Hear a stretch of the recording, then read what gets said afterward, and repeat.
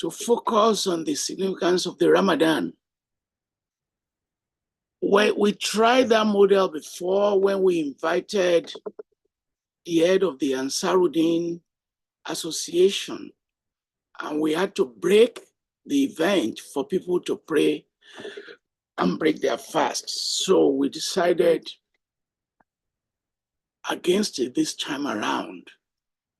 The idea is to focus on Islam at least once in a year. And I'm very grateful to the team of the TF interviews, the technical partners, the consultants, the various researchers who have made today very possible. I'm also very grateful to our partners.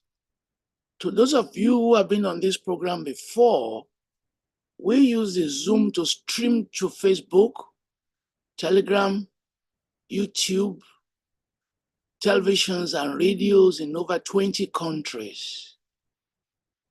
And the minimum in an event like this that join us through various media is usually around 2 million people. It's my pleasure to introduce Professor Cheikh Anta Babou, who will start this conversation going. He's an historian of Islam and the modern West African Muslim diaspora. He's a professor and he joined the University of Pennsylvania in Philadelphia in 2002. He started his university education at Cheikh Anta Diop in Dakar, and then he went to Michigan State University. He's a major writer and scholar. He wrote Fighting the Greater Jihad, Amadou Bamba and the Founding of the Mouridiyya of Senegal, published by Ohio University Press, with a French translation released by Catala. His latest book, The Mouridiyya on the Move, Islam, Migration and Placemaking, has also been published by Ohio.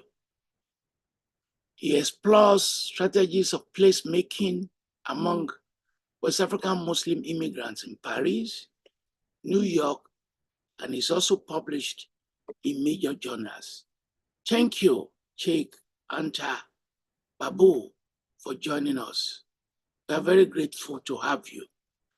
As we start this conversation running, can I ask you to briefly reflect on the publications, major publications on Islam, and part of the topics they have covered, what we call historiography in Islam? Thank you. Thank you so much, Professor Falola. It's for me an honor, really, and a pleasure to be part of the conversation today. I am somebody who admires you highly, and I can't thank you enough for your humility. As you may remember, when I was an editor of the Journal of African History, you were really very grateful to you to have helped review some of those manuscripts that I got from scholars. And I know how busy you are. And I really appreciate, despite your standing in the field, your willingness to reach out to more junior scholars than you. Thank you so much. So before really starting my very brief reflection on, as a response to your question, I wanted to comment actually on something that is related to what I'm going to say, and which perhaps is better represented by a song that you played. This is the song that uses Arabic instrument, where you can hear lyrics in classical Arabic, but also in Wolof, my mother tongue. And I can distinguish the name of Cheikh Ibrahima Niass, a major Tijani leader in Senegal, and Babacar Sy, also a major Tijani in Senegal.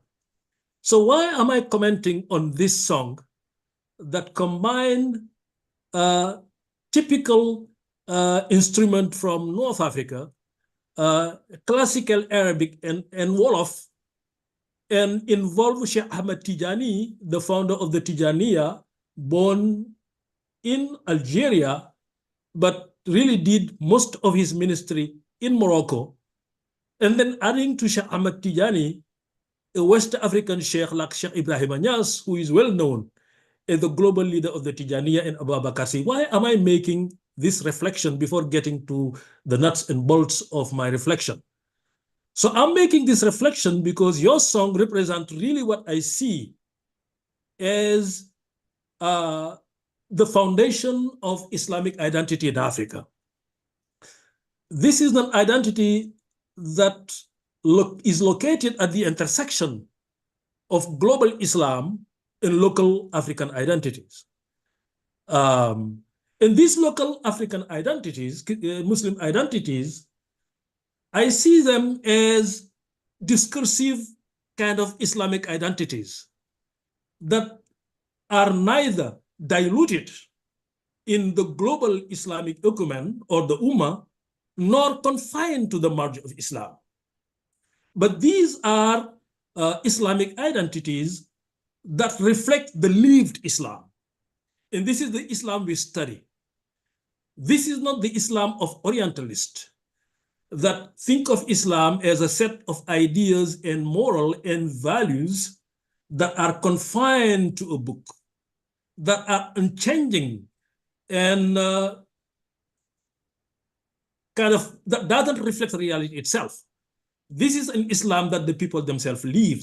And this is the Islam actually we study, the Islam of real people, which, as Talal Asad would argue, and Robert Lone joining him, is not a reflection of pure global Islam or Islam with an eye, a big eye, and a little Islam or Islam with a smaller eye in Africa. It's just Islam as it is. That is a discursive tradition that responds to people's existential need and spiritual needs, but in space that is located in space and time, and not something enshrined in kind of a timeless and changing notion.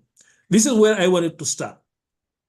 So when we think of the history of Islam in Africa, and I must qualify what I say here by arguing, by noting that there is an emerging scholarship actually about Islam in sub-Saharan Africa, which really center African voices, center African sources, and is really preoccupied with offering an understanding of Islam from below.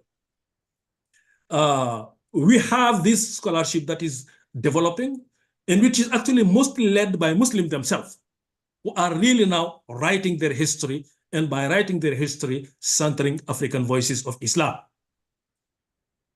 So, but despite these hopeful change that are happening, enlightening, we can argue certainly that the scholarship on Islam in sub-Saharan Africa is still dominated by studies of state building and jihad. And this is a scholarship that to a large extent reflect the canon or the classical historiography of Islam that was pioneered by Europeans and Americans. And this is the historiography that is articulated around two major temporal moments.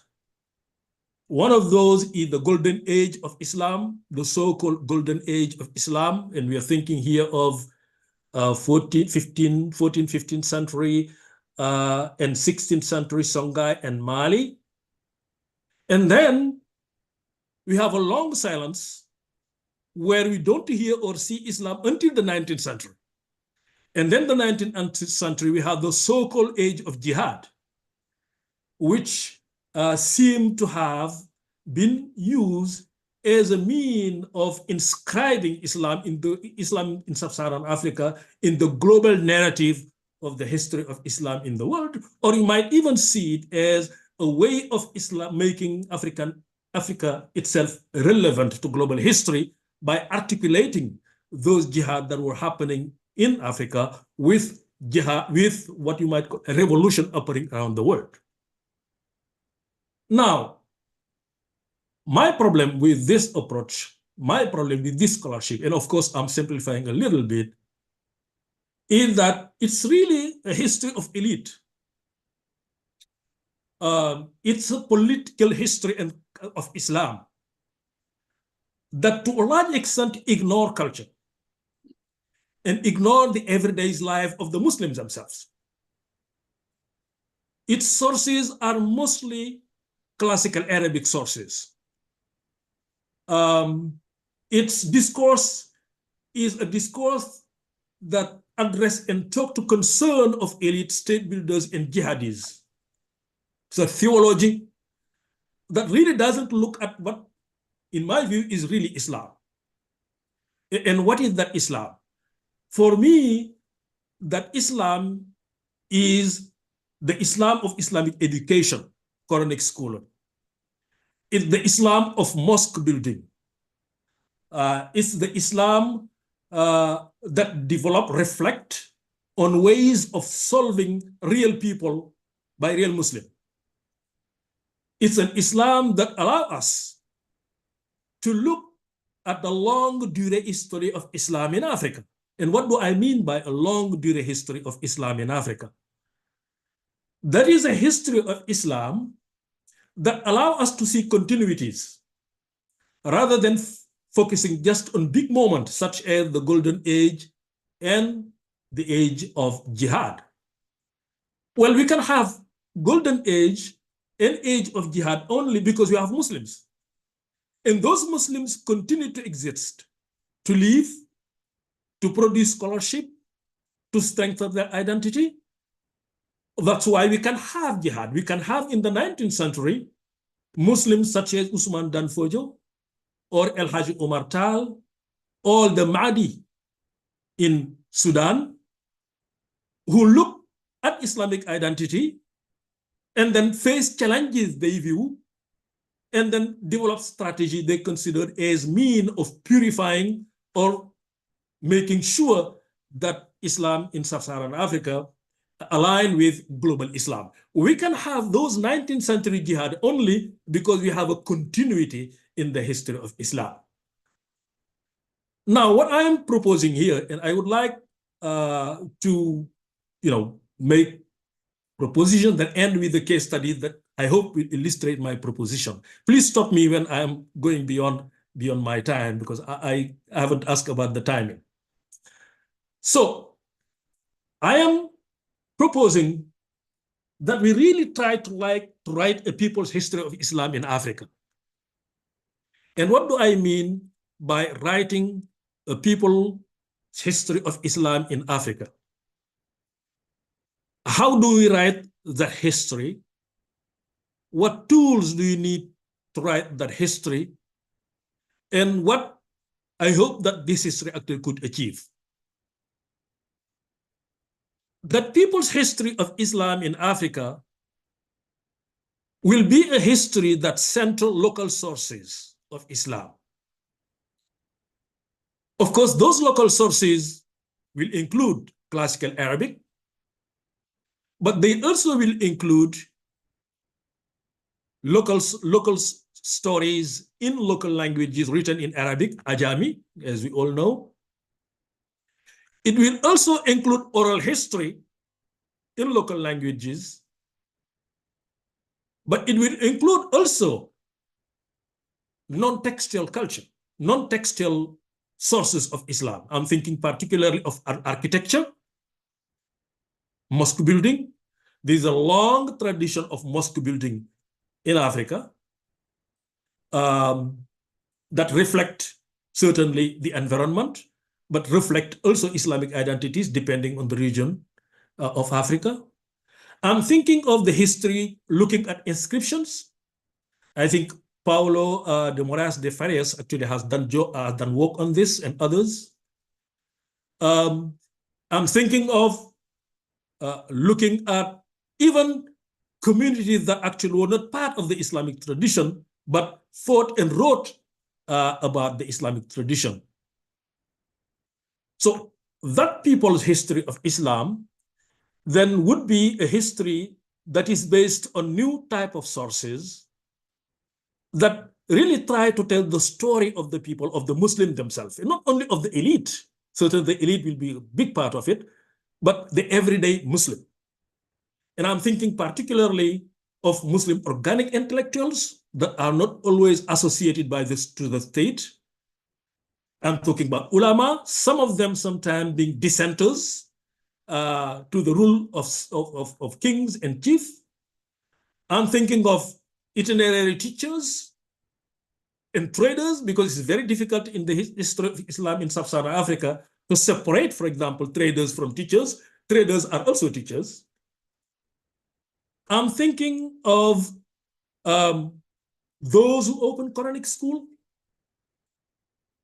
presided over naming ceremonies, presided about the celebration of Eids. I'm also thinking of Muslim saints, particularly Sufi sheikh, who travel across sub-Saharan Africa and were made possible the spread of Islam, particularly in areas where Muslims are a minority. Now, this story, this history of the people, this people's history of Islam would provide us a narrative that really move us beyond elitism and beyond state building and beyond jihad. Now, I would like to finish by giving an example of how this perspective really could help us understand Islamic tradition in sub-Saharan Africa beyond the kind of obsession sometimes with jihad and the obsession with state building and the obsession with politics. I like to use here the example of Sheikh Salim Suware.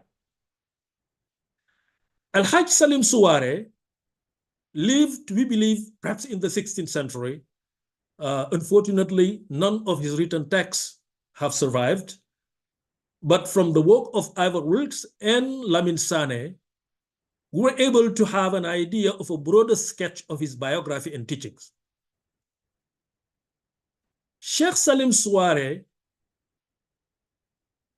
had his own theory of conversion and his own pedagogy of conversion.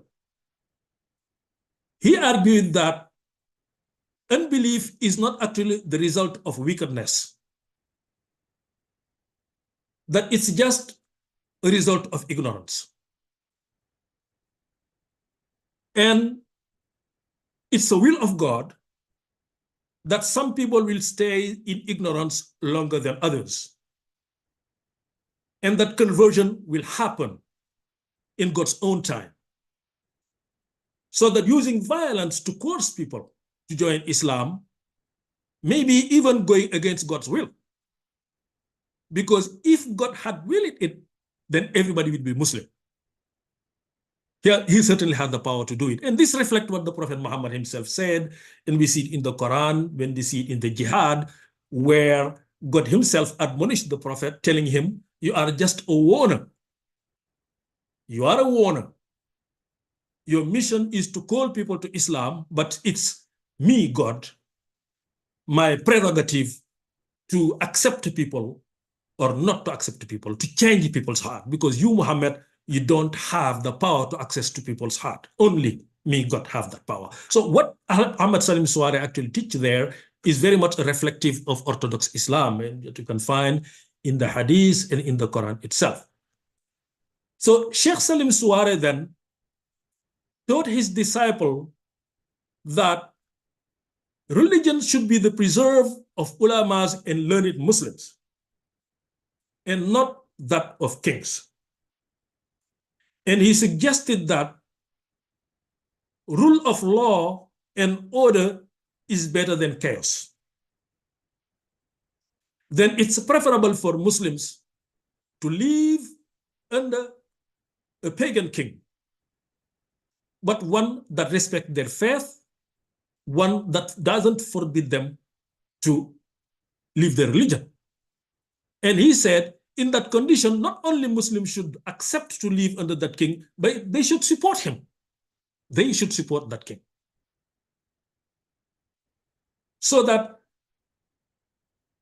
Sheikh Salim Suware's disciple known later as Jula, most of them actually were Jula, were quite instrumental in helping spread Islam, particularly in the southern savannah. And they were able to do that because of a pedagogy of conversion. And that pedagogy of conversion revolved around the idea of exemplary behavior and patience. He taught his disciple that the best way for you to promote Islam is wherever you are to represent what is best for those people. Be the best wherever you are. Embody the best values of a society where you live, no matter that society, no matter what the society believes. And he said, wherever you go, you represent what is best, then you can become an example. And then when God's decision to change people's heart comes, then they may look at you, Muslim, as an exemplar to imitate. So this pedagogy of conversion was instrumental, for example, in the Islamization of Côte d'Ivoire. When you think of the Islamization of Côte d'Ivoire, I mean, I'm not focusing here on countries like Senegal or Guinea or Mali that we know already a lot about and to some extent understand. I would like to end by giving the example of the role that these Jula, Jahanke, Malinke-speaking people played actually in of northern Côte d'Ivoire particularly. Sheikh Suarez's disciple started to disperse after the collapse of Songhai. They moved east, particularly toward the edge of the savannah and the Sahel. And they were mostly interested really in commerce. They were not interested in proselytizing. Disciples of Suarez are not zealous proselytizers. They were most interested in accessing the source of kola nut, which, as we know, grew at the zone of contact between the forested, between the Sahel and further south, the forested savannah, the savannah. And they were also looking for gold, particularly at the border of Côte d'Ivoire and Ghana of today. There are those Muslims actually that we know about that were very instrumental in the governance of the Asantehene in Ashanti in Ghana. These were the advisors of Asantehene. They were the scribe of Asantehene. They were the diplomats of Asantehene. They were also the healers of Asantehene. And they are still represented today in the customary structure of the Asante Kingdom in Ghana. So why were these people able to be successful as a minority Muslim in an overwhelmingly majority non-Muslim? Why would they be successful in working with Ashanti, which obviously was not a Muslim kingdom? They were able to do this because of the teaching of Al-Hajj Suarez, which I believe is more reflective of sub-Saharan Islamic identity. I think what we can learn from this people's history of Islam that will harness local sources, local ideas, and local concept is that there is a true Islamic library of sub-Saharan African. There is a true theology of Islamic sub-Saharan African, mainly articulated in Quietism, and that what we see, what the scholarship see, as the major driver of conversion in Africa, particularly jihad, clearly were not the major driver. The major driver was these Muslim entrepreneurs, teachers, preachers, saints, traders. Many of them actually were not even proselytizers, but they're just people who move around, share their culture with people, interacted with people, and gradually made Islam attractive. So when we look at Islam through this methodological lens, then we will see continuity in the tradition of Islam in Africa, although the big moment that I talk about, the age of the golden age of Islam and the age of jihad, remain important. But what this approach will do, will help us do, is really to kind of provide this long-duration understanding of Islam in Africa, the kind of continuity that really made Islam in sub-Saharan Africa particularly a dominant identity among Africans. I will stop here. Thank you. And I'm glad you've started this conversation, locating it in terms of a long history. And part of your takeaway is that the spread of Islam, contrary to what people think, holds not to issues around violence and wars, but peaceful spread and peaceful assimilation. Let me ask you two questions. How is Ahmad Bamba different from the person you are introducing us today that many of us do not know? And second, many people are not aware that scholars and students left West Africa for centuries, went to areas we now call North Africa. Some of them settled in Darfur, some of them settled around Cairo. But we do not speak about those people. Rather, we speak about Arabs and Berbers coming from across the Sahara to us. Are there no sources to talk about our people who moved northwards to spread the religion there?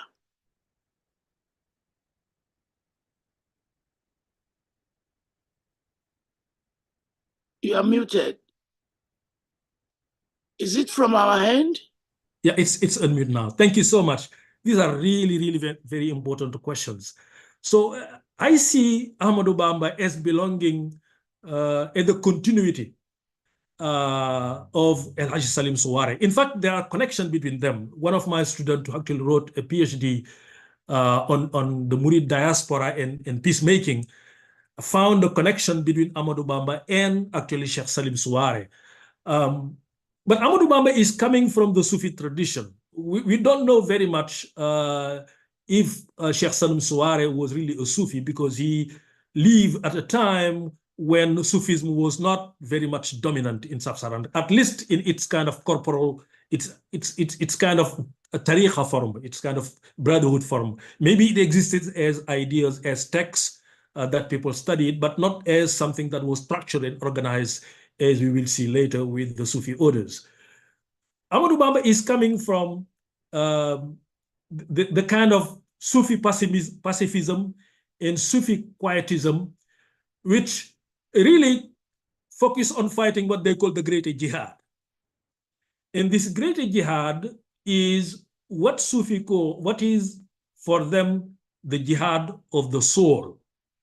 The idea for Sufi is, what is really important for Muslims to do is to change themselves first, is to focus on fighting their biological self and Satan's grip on them that generate the worst enemies of Muslims, such as greed, such as violence, such as seeking to dominate other people.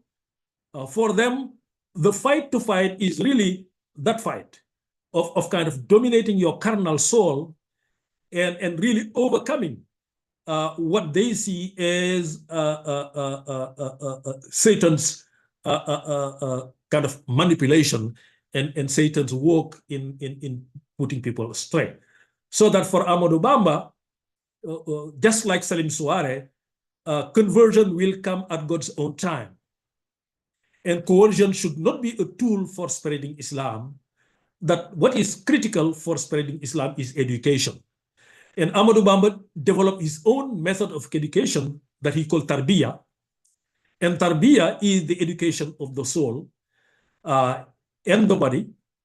It's a holistic form of education that both include discursive learning as well as bodily transformation. So that what is really important is not being under an Islamic state itself.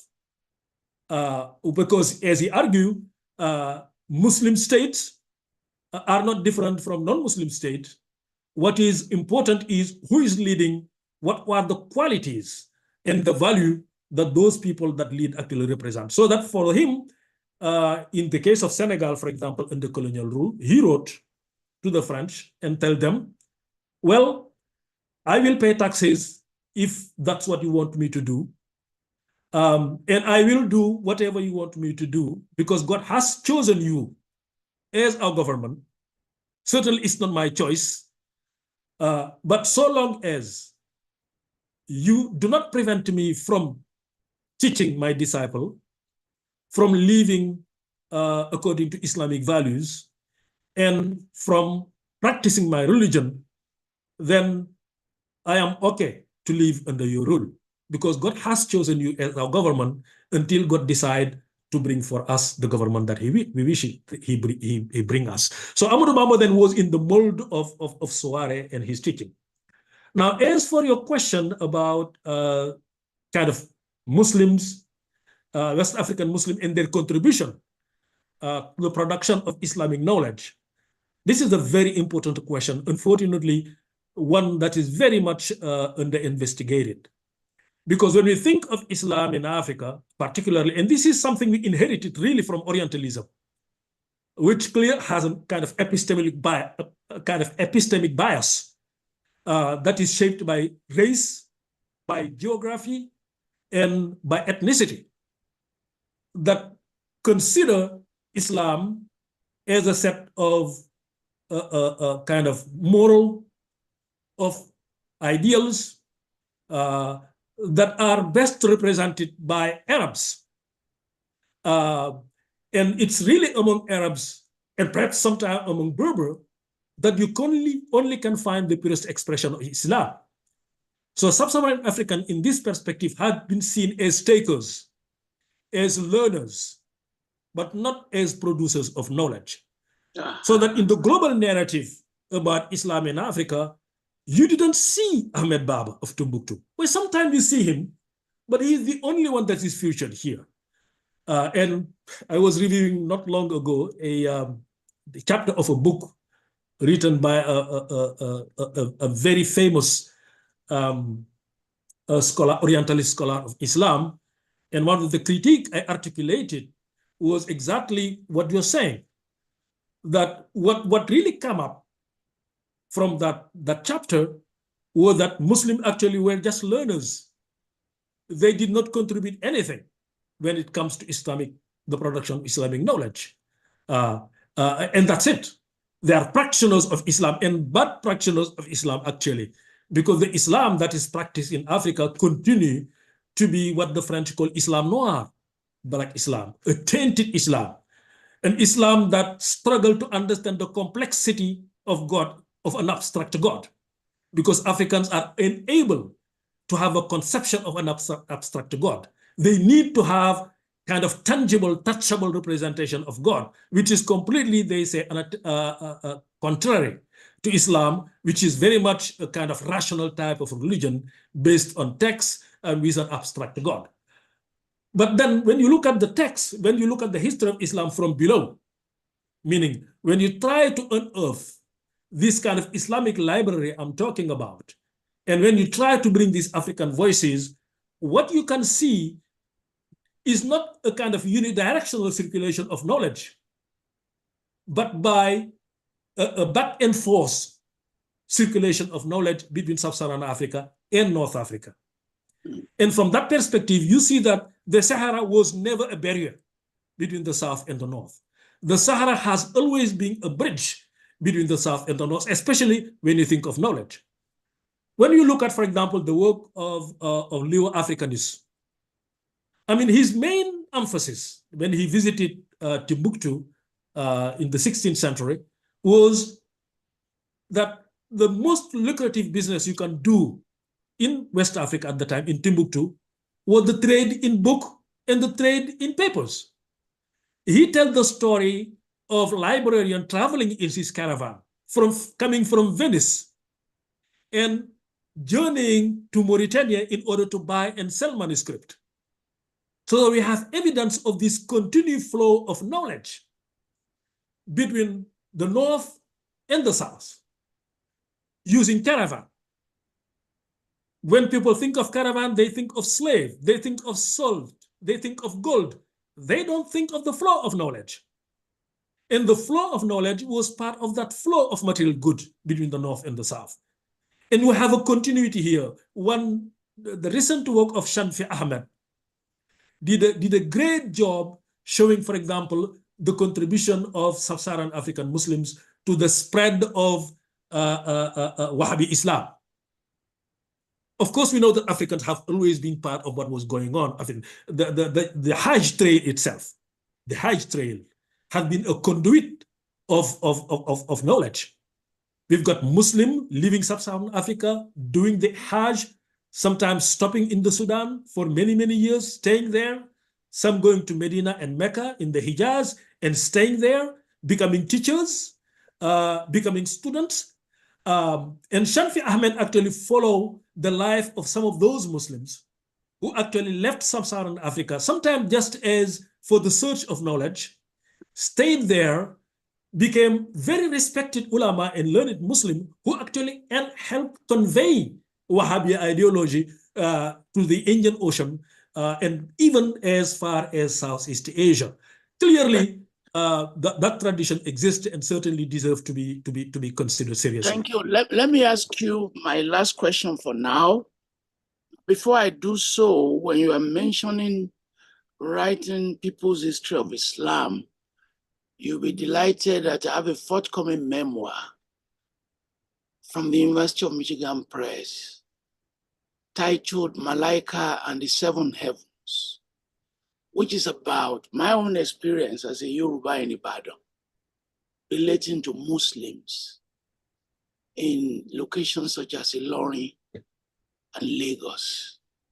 And it's an attempt to change the narrative along some of what you are talking about. But who then frames Islam as a dangerous religion? Who is doing this framing? Well, I think, Islam is a dangerous religion only when the West become uncomfortable in the kind of Muslim identity that it sees. For example, the French were very happy and the British were very happy with what they call Black Islam. This is an Islam that is not threatening because they believe in their kind of only their own anthropology and ethnography of Islam. That is an Islam that is mixed with African tradition, which is less likely to be militant and less likely to be opposing Western kind of civilizing mission. With that Islam, they are very happy. It's not problematic. The Islam that is problematic for them is the Islam they may lead to pan-Islamism. That Islam that has the potential of uniting Muslim beyond race, beyond ethnicity, beyond geography, and beyond languages, and which may create an umbrella identity of Muslim that could be a threat to the West and to its cultural, its ambition of cultural domination. Clearly, this is part of what really makes Islam threatening. Now, more recently, of course, we have to address political Islam, and we have to address a global jihad and jihadi Islam. But as you know, and as I know, this is clearly something very new. Although we have strand of militantism in Islam, of course, we have the jihad of Usman Dan Fodio, of Omar Tal, but even somebody like Usman Dan Fodio needed to justify his use of violence. He produced extensive scholarship in order to try to convince himself and to convince Muslims that, hey, I'm going this path because there is no choice for me.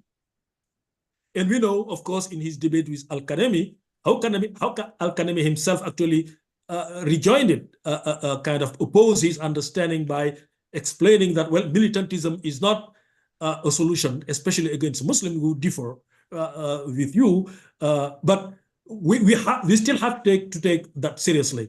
But in my view, this kind of Islam that we see developing in sub-Saharan Africa particularly has less to do with Islam as a religion and more to do with the political and economic circumstances. I think Islam has become the new radicalism. In my own work, I have interviewed leaders of Salafist movement in sub-Saharan Africa, and I was struck that many of these leaders were former Marxist and former Maoist. And they told me themselves that when they were students, they were Maoist or Marxist. And when I told them, well, it's interesting how a former Marxist and Maoist can find himself in the same room than a Salafist and people that grew up, in the classical Quranic and Arabic school of West Africa. Well, what they responded to me was, well, in Maoism and Marxism, what we were looking for was an ideology for social change, a radical ideology for social change. Now, with the demise of Marxism and Maoism, we found Islam now the best instrument that can help us achieve our goal. So what is happening, I think, here is we are seeing new Islamic traditions that are developing in Africa that are disconnected from the tradition that I talked about recently. And this disconnection, I think, happened for two major reasons. One of them is, as scholar, we have neglected our own history, our own tradition of Islam. And we are not able to kind of showcase that history and that tradition to defend ourselves against tradition that does not originate from West Africa, that are born in contexts that are very different from the West African context. This we've seen actually in Timbuktu, where when the jihadists took over, the first thing they did was to burn the libraries. Why did they burn the libraries? They burned the libraries because the idea of those libraries are the idea of Al-Haji Salim Suware. And that's a tradition they don't want to hear about. They don't want to acknowledge Islamic identities that actually contradict their own understanding of Islam. They like to sever the deep root of Islam in Africa. And they like to convince people that the only true Islam that is worth following is the Islam of the late 19th and 21st century that they represent.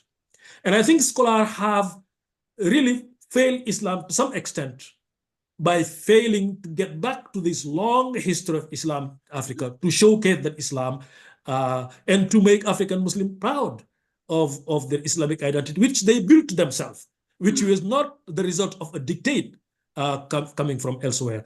To conclude quickly, the other question is really it's an economic question. Who are those people who are becoming jihadis? These are the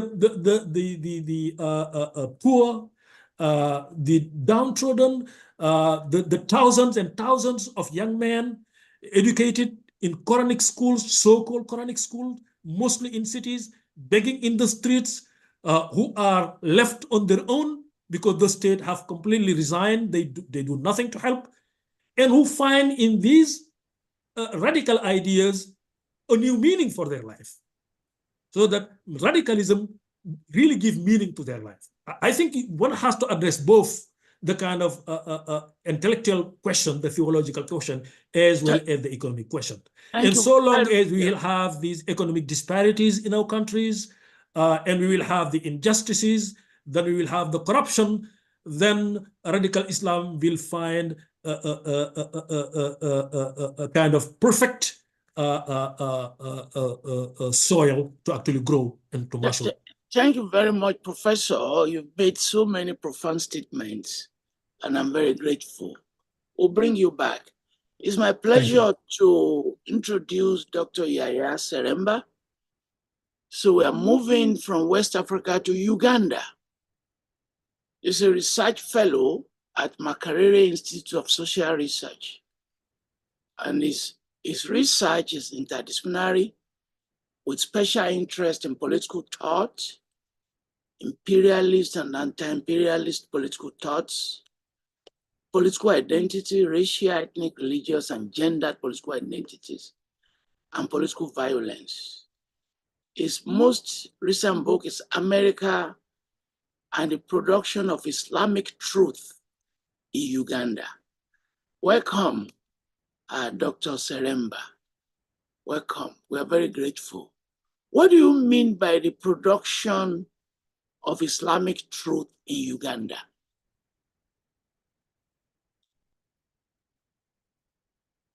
Please unmute yourself.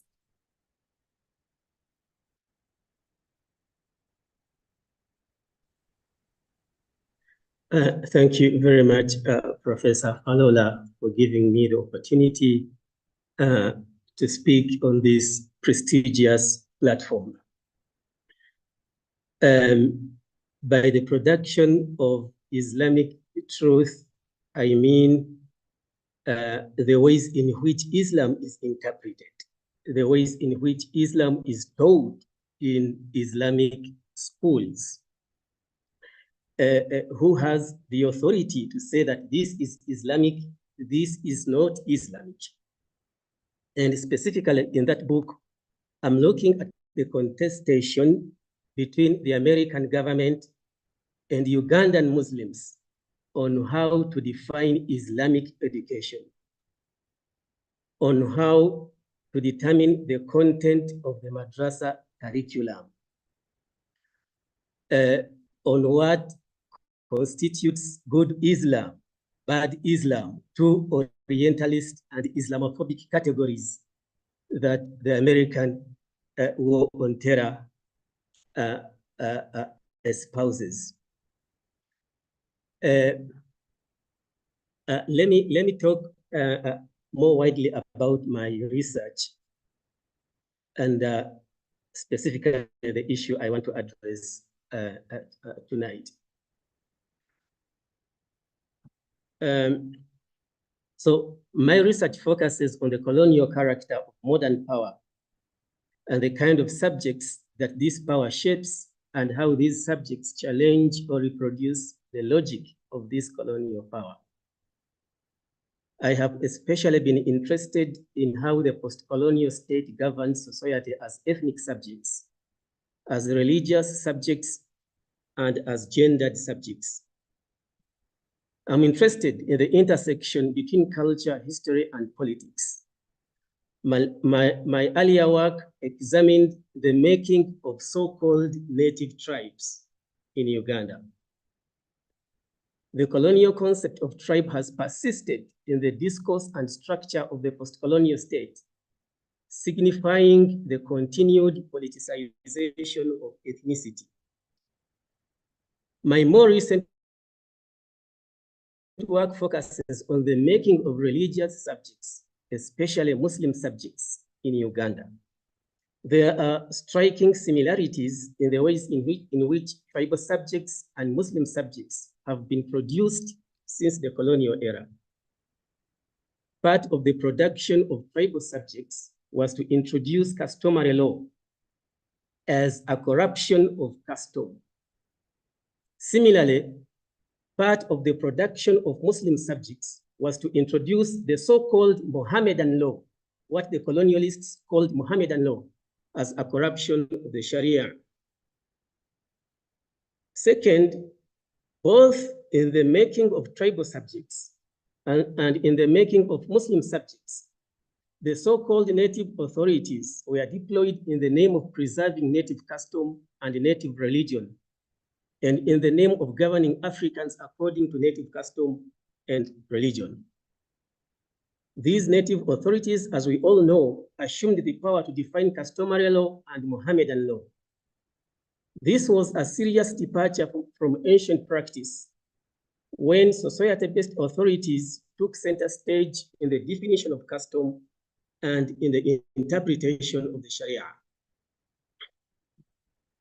Third, both tribal and Muslim subjects were allocated homelands and governed not as citizens, but as members of their respective tribal or Muslim homelands. This governance of Muslims as members of a Muslim homeland applied especially in contexts like Uganda, where the Muslims were a political minority in colonial Uganda. But there are also differences between the making of tribal subjects and the making of Muslim subjects, at least in Uganda and related contexts. The colonial state actively participated in the definition of customary law. The state appointed native judges and often interfered in how these native judges defined and interpreted custom.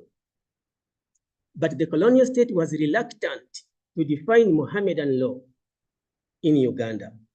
It neither established nor recognized Islamic courts, even if it allowed the Muslims to conduct their marriages and domestic life generally according to Mohammedan law. Thus, the so-called Mohammedan law in Uganda developed and operated informally outside of state institutions. Instead of seeking to shape the Muslim subject by defining Islam through the production of Mohammedan law, the colonial and post-colonial state governed the Muslim by the use of naked violence and by co-opting Muslim leaders through patronage. Second, and most importantly, the failure of the colonial state to dominate the definition and interpretation of Islam as closely as it did with custom allowed Muslim societies to enjoy considerable autonomy in defining Islamic truth for themselves, in defining Islamic law, in interpreting Islamic law for themselves with limited state interference. So one aspect in which the Muslims have enjoyed autonomy is the aspect of Islamic education, madrasa education, in the determination of the curriculum, in the determination of what to teach in the madrasa. We can therefore say that Muslim societies have lived in some state of self-governance in significant aspects of their affairs like Islamic education, marriage, divorce, inheritance, and so on. This space in which Muslim societies govern their own affairs with little state interference, I refer to this space as the Muslim domain in my recent book, which the professor referred to earlier. But the autonomy of Muslim societies in producing Islam, in interpreting Islam, came under threat in the 1970s when President Idi Amin established the Uganda Muslim Supreme Council. The Uganda Muslim Supreme Council replaced all society-based Muslim authorities and claimed the authority to interpret Islam and govern Muslim affairs. One of Idi Amin's contribution to the making of the Ugandan state was to go beyond the politics of patronage and clientelism, beyond the politics of co-opting Muslim leaders, and instead create an institution through which the state could govern the Muslim, an institution through which the state could define Islam and shape the Muslim subject. Following the end of Amin's regime in 1979, Muslim societies successfully challenged the authority of the Supreme Council and restored their different society-based authorities that Amin had eliminated. In recent decades, however, three situations have threatened to bring Islam under greater state domination and usher in new ways of governing the Muslim. The first situation involves a section of feminists who have attempted to eliminate the Muslim domain in general and Mohammedan law in particular, and subject Muslim family affairs to the civil sphere which is administered by the central state directly. This would mean that the Muslim is governed entirely under civil law, which is produced, interpreted, and enforced by the state. Such a development, if it ever materializes, would end the bifurcated character of the post-colonial state. Mahmoud Mamdani's concept of the bifurcated state captures the reality of the African state that governs society in two different ways, using civil sphere in the using civil law in the civil sphere and customary law in the customary zone, or Mohammedan law in the Muslim domain.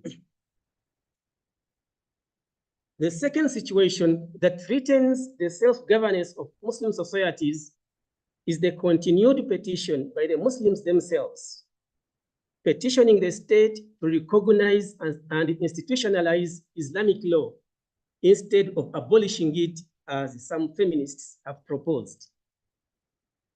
The Muslims argue that some of the gender concerns of the feminists could be addressed within the framework of Mohammedan law if the state recognizes and institutionalizes Islamic courts, which currently operate informally outside of state institutions. By petitioning the state to recognize and institutionalize Islamic courts, Muslim societies risk surrendering the authority to interpret Islamic law to the state. The third, which I'm particularly interested in, is the American-led counter-extremism campaign, which targets Islamic schools and Islamic education. The US State Department has been going around the world purporting to reform Islamic education in the name of countering violent extremism. In Uganda, the Americans seek to homogenize and compress the diverse madrasa curricula into one homogeneous curriculum, revise the content of the curriculum to get rid of extremist ideas, purportedly, create a state body that would approve Islamic teachers and police Islamic literature that enters the country, subject the madrasa to state surveillance and civil society scrutiny and similar interventions. The American government has hired two consultancies, including the International Center for Religion and Diplomacy based in Washington, to formulate and implement these reform prescriptions. The International Center for Religion and Diplomacy has one universal template for madrasa reform that it peddles from one country to another. What the Muslims of Uganda have found particularly offensive is the proposal by this organization to remove certain Quran verses from the curriculum, purportedly because these verses promote violence. Certain Quran verses and certain teachings of the Prophet. The International Center for Religion and Diplomacy, and by extension, the American government it represents, has recycled the old culturalist, racist, and Islamophobic assumptions of colonial anthropology to claim that the politics and the violence of Muslim actors is caused by Islam or a certain interpretation of Islam, especially Salafism. The International Center for Religion and Diplomacy has no explanation for political violence apart from simply pointing to the Quran. Such culturalist, racist, and Islamophobic narratives are founded on a laughable distinction between the West and East, between reason and tradition, between the secular and the religious, as we all know. Whereas the violence of secular actors is contextualized in the circumstances in which it happens, the violence of religious actors is simply blamed on religion without any contextualization. In this case, the Muslim is considered to be a captive of violent religious teachings from which he needs to be saved. Religion is seen not only as the opposite of reason, but also as a fixed body of orthodoxy that exercises power over the believers, but the believers do not exercise power over it. Talal Asad for those who are familiar with him, has dismantled such culturalist assumptions in his groundbreaking critique of anthropology. Unfortunately, the same assumptions have persisted in counter-extremism discourses in official and popular narratives, and surprisingly, even in some scholarly circles. The Americans claim that their prescriptions are based on research they have conducted with the participation of local Muslims. But if you examine this so-called research, the Americans formulate the research question, and the Muslims are only expected to participate as mere data collectors. What the Americans mean when they talk about the participation of local Muslims is for the local Muslims to collect data for the American formulated questions that are embedded with culturalist, racist, and Islamophobic assumptions. Most Ugandan Muslims have rejected this so-called participation and dismissed the American Madrasa Reform Project with the contempt it deserves. With the exception of the state-inspired but impotent Uganda Muslim Supreme Council, local Muslims have vowed fight the American prescriptions, accusing the US government and its consultancies of seeking to rewrite the Quran. The Ugandan state, of course, is receptive to the American prescriptions because they allow the state to penetrate society. Every state would welcome such prescriptions because they enable the state to dominate society. The problem of America's prescriptions is therefore only a manifestation of the problem of the modern state, whose determination to be the omnipotent lawgiver prompts it to find ways of subduing society by eliminating or subordinating society-based authority. It doesn't matter whether the state is religious or secular. The modern state seeks to penetrate and dominate society to the core, even if it never succeeds sometimes. Yet, the problem of America's Madrasa Reform Project is not simply that it drives the state's penetration of society, but it does so by demonizing Islam or certain interpretations of Islam as inherently violent. Thank you. Thank you. Let me ask my first question. I am very grateful. This is an important contribution which our audience will benefit from, because many may not be aware of this level of intervention. So let me start with the American push for LGBTQ rights. How do you reconcile that with the attempt to say that the madrasas are radical? Can we not see those two aspects as contradictory? Or do they align? The American government is very intelligent. I don't think in Muslim societies, especially in a Muslim conservative society like Uganda, the Muslims of Uganda, if you like, I should say, are very much Sharia oriented, are very unlike what I've heard my brother talk about the Muslims in West Africa. In Uganda, the law, the Quran, the text, and specifically the Islamic law is very much central in the ways in which the Muslims have defined their Islam and in the ways in which they practice Islam. Second, besides the Muslims, the Christians too in Uganda are very much conservative, are very much against homosexuality, are very much against what we consider to be a natural practices.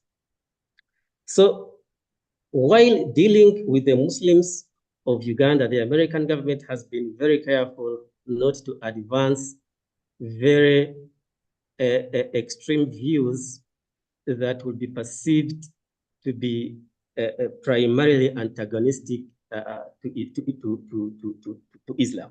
The debate on homosexuality does not feature anywhere in the debate on the madrasa in Uganda.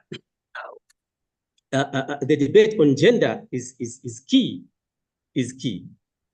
because the Muslims themselves will argue that they are open to reforming is a so-called Mohammedan law to accommodate the gender concerns of the feminists. But the debate around the other more controversial human rights, particularly homosexuality, which is very controversial in Uganda, not only among the Muslims, but also among the general Ugandan population, that is completely muted in the debate on Islamic education reform. It's considered a no-go area. So in India, they reform the madrasas themselves in many Indian spaces.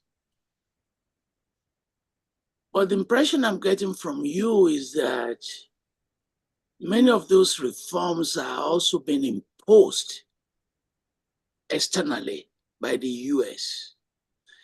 So what is the view of Ugandan Islamic leadership on accepting that proposal? Why can't they reform the madrasa themselves? The Muslims themselves have a critique of the madrasa, if you listen to them. Yeah. But they do not agree with the Americans that for you to explain the occurrence of political violence, you have to point the finger at the madrasa.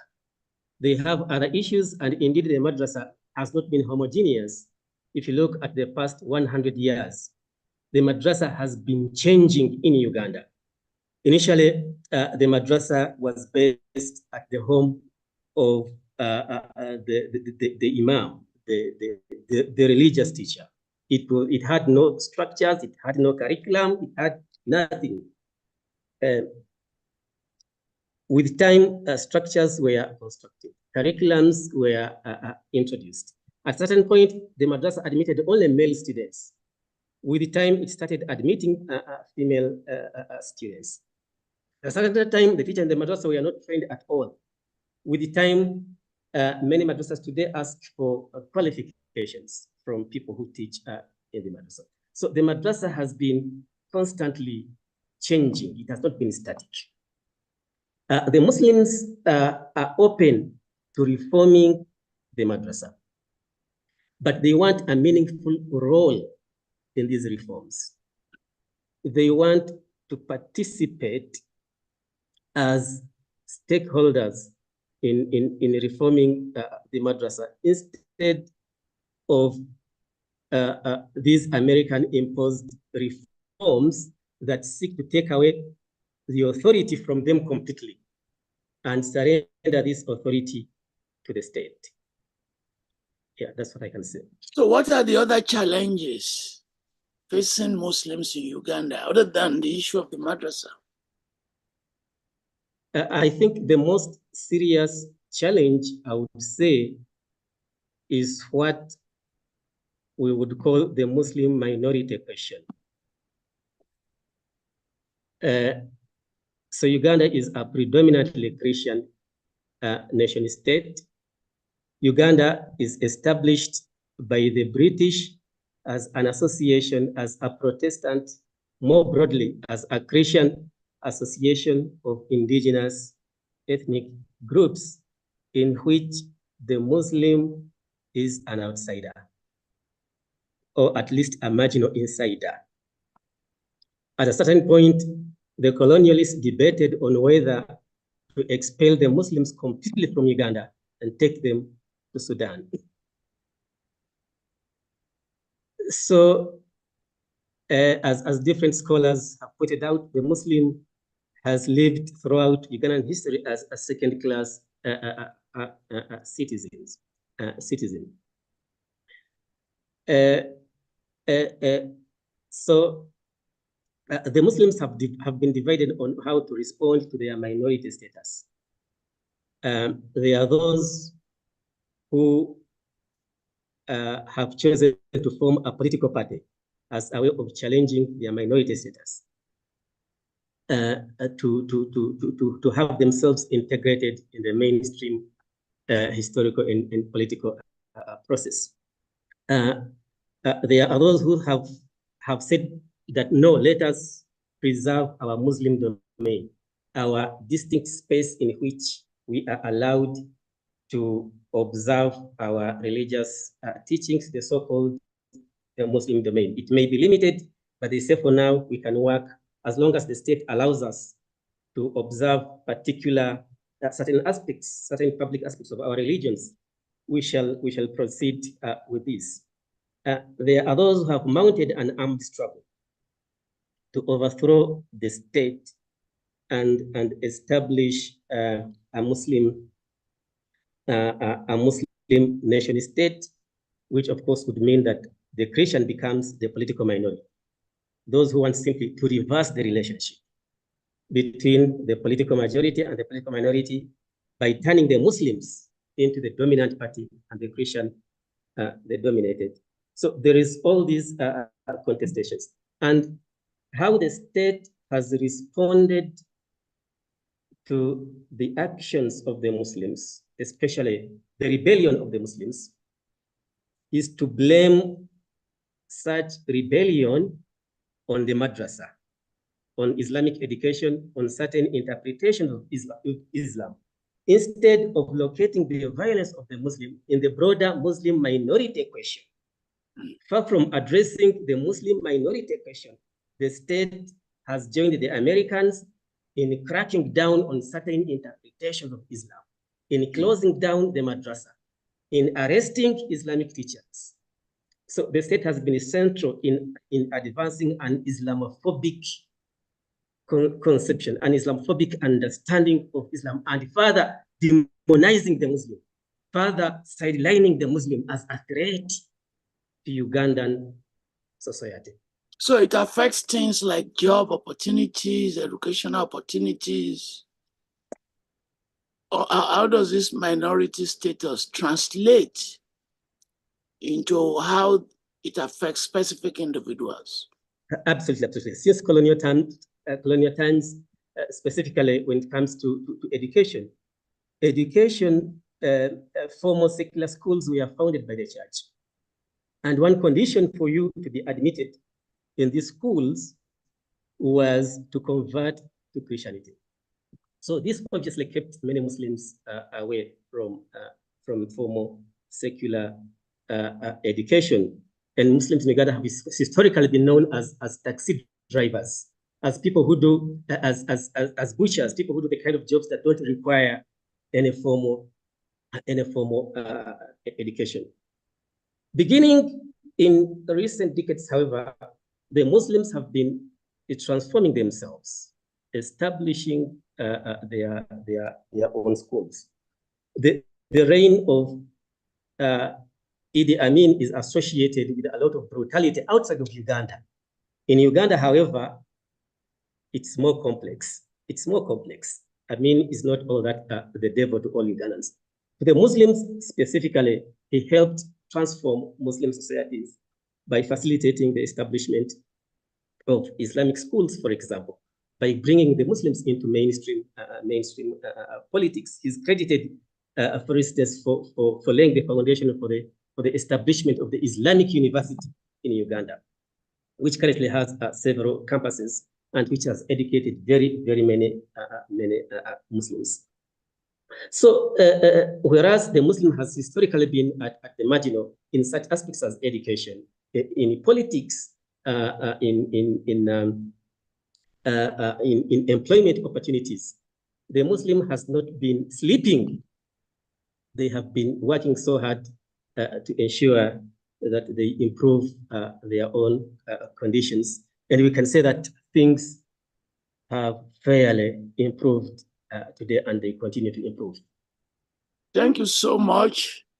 I've learned a lot, and you've given us opportunities to do comparative studies, say between Uganda and Nigeria, and between West Africa and East Africa. We'll bring you back, and this has been an enlightening conversation.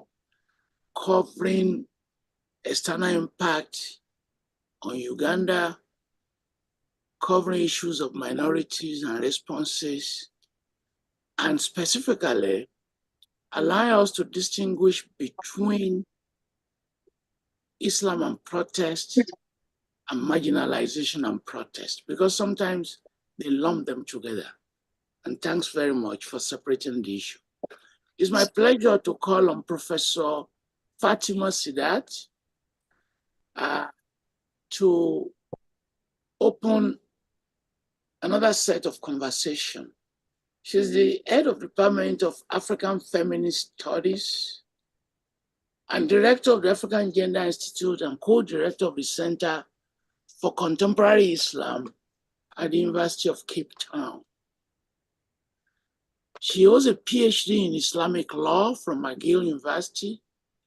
She studies and teaches at the intersections of sexuality, law, and religion. And she specializes in Muslim feminist readings of gendered legal subjectivity. And she teaches African feminism and feminist decolonial research methodologies. It was because she is so crucial to this interview that when she was not available on May 14, we decided to shift the date to today. And Fatima, can I start with a conversation by Yahya on the role of feminists and feminism in reforming Islam in Uganda? I know that's not what you study, but I don't want that aspect of Yahya's conversation to go without some input from you. Thank you. Thank you, Professor Falola, and thank you for this opportunity, for the invitation. It's a wonderful privilege to be asked to be here, and thank you for this. Yes, and thank you for the question, and to begin with this question. I hear why you're asking, and as Professor Yahya was speaking, I thought about it, and I wondered what he meant by the feminists who are now threatening the self-governance of this Muslim community in Uganda, and who by virtue of their requests, or he says, demands for transformations of Muslim family law, risk the elimination of the Muslim domain through family, through their demands. I'm not exactly sure whom he was referring to, but in some senses, I mean, my work also is about this idea of Muslim family reform. It's central to what I do because of the ways in which family law, Muslim family law itself, understands or conceptualizes, if we're keeping with the same theme of what Professor Yahya was speaking about, how it conceptualizes the female subject. So who is the female subject of Islamic law? This is very much the work that I engage in. And as an example, I'll start with an experience I had just this week. And it's not a singular experience, but it is exemplary of the kinds of experiences I have when we deal with Islamic law on the continent. Not only on the continent, but when we deal with Islamic law and its gendered aspects. I had a call from a rather prominent woman who had been in a marriage for about 30 odd years, whose husband had taken a second wife without her permission, without her knowledge. And she found herself unable to countenance this and was now ready to leave the marriage. She was, however, in the situation where 30 years later, having married for 30 years, she had no assets in her name. She was quite sure that any assets that she would ask for would not be granted. And further to the proprietary aspects of the marriage, she was in a situation where she would not even be able to be sure that she could leave the marriage, because as a couple, they're only married under Islamic law. There is no civil law marriage, there's an Islamic law marriage. And the nature of Islamic law marriage is generally, unless a couple has negotiated this in their marriage contract, the nature of the marriage is such that it is a unilateral, that exit from the marriage is primarily unilateral. It is not equal. So such is the nature of the marriage contract. And we're often very proud of the idea that in Islam, marriage is a contract because it suggests that two parties require consent and can enter into it as active agents. What's important to note also is that the kinds of rights a couple has getting into a marriage, or the ways in which people, a husband and a wife or a man and a woman contract into marriage, are not exactly similar when they choose to exit a marriage. So in the way that, for example, and this is specific to Hanafi law, that in Hanafi law, an adult woman may contract her own marriage, technically without her father's consent, without the guardian's permission or participation. Jurists generally suggest that she should have her father's or her guardian's permission or consent or participation. But should a marriage happen, should a nikah happen without the participation of a Hanafi father, the Hanafi daughter who's married is validly married in Islamic law, in Hanafi law. Despite this, the same Hanafi daughter cannot exit her own nikah in the way she entered it. So she cannot exit it by her own will.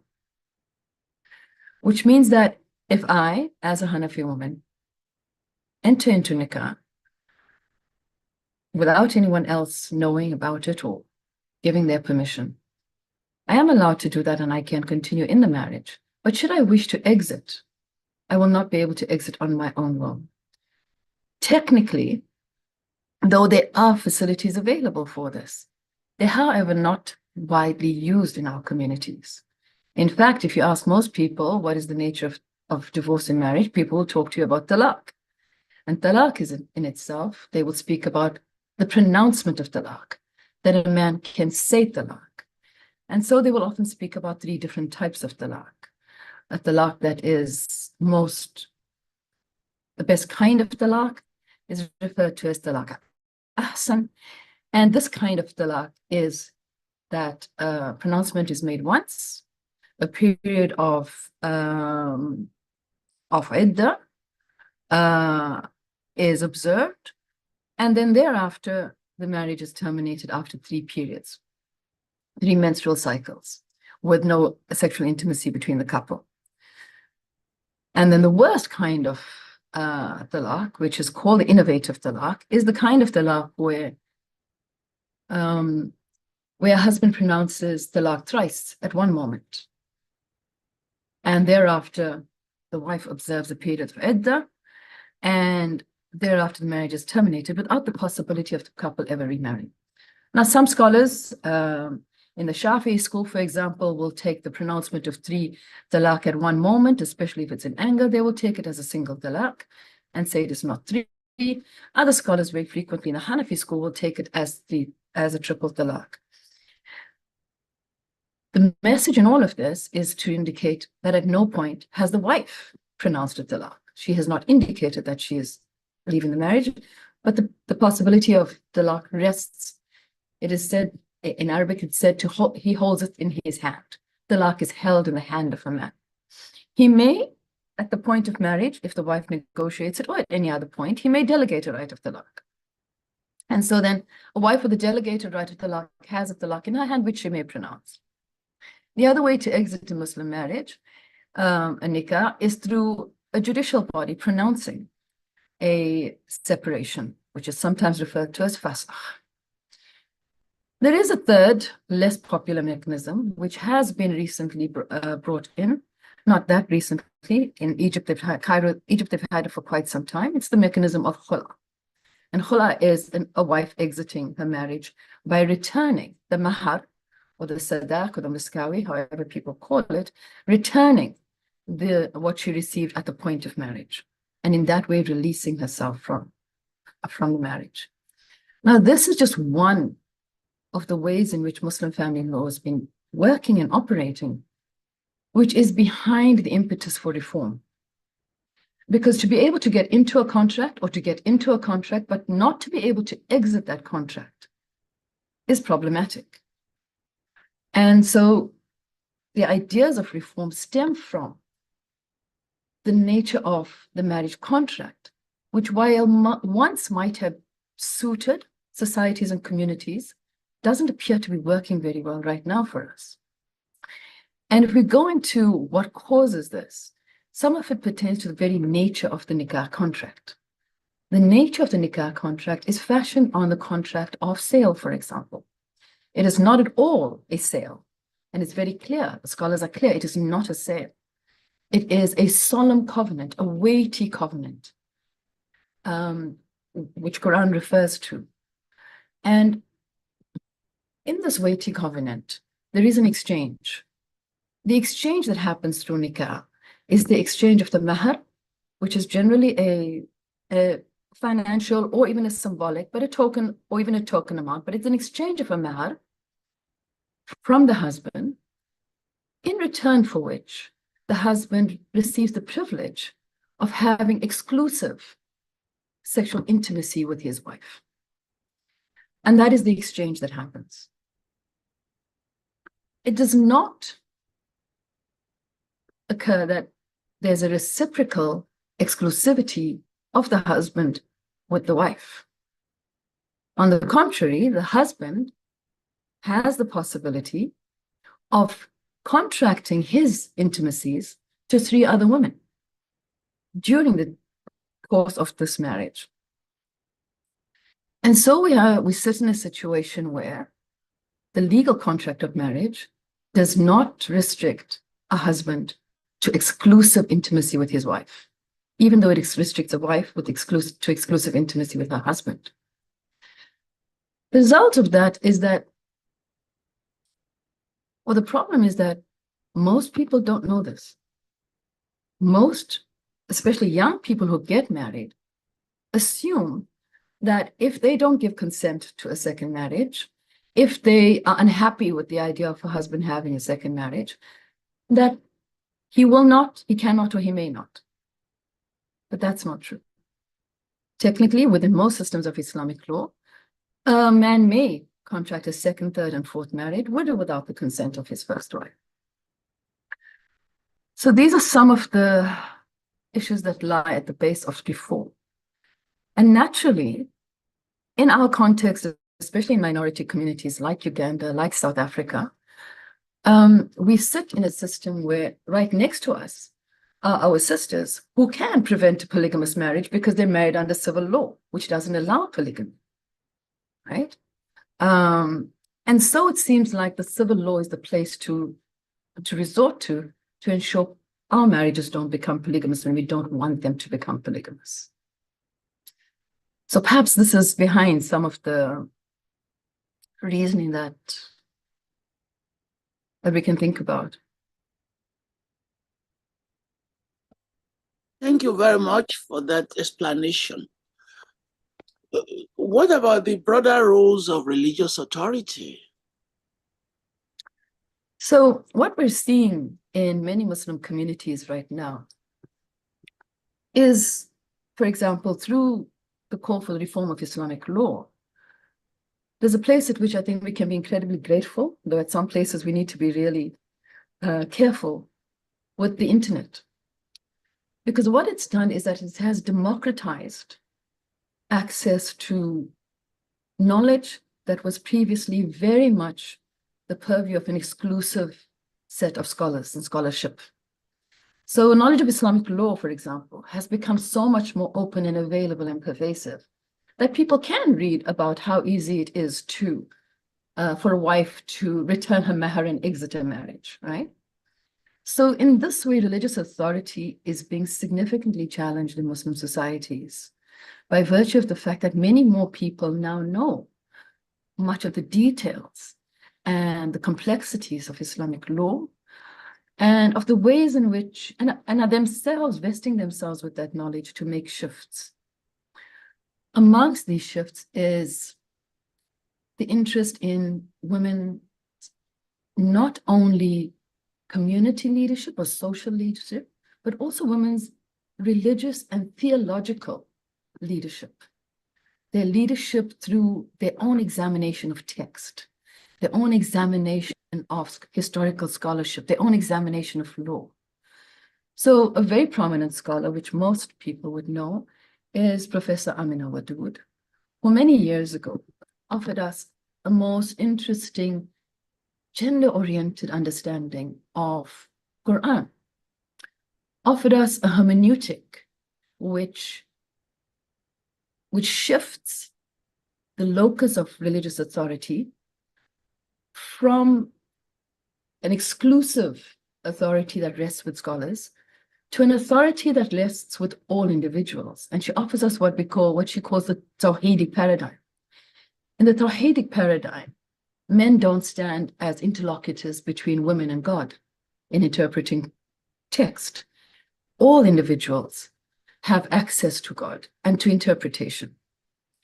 And this is not something new, it's not something innovative that she arrives at. She simply goes back into Islamic sources and presents us with this paradigm.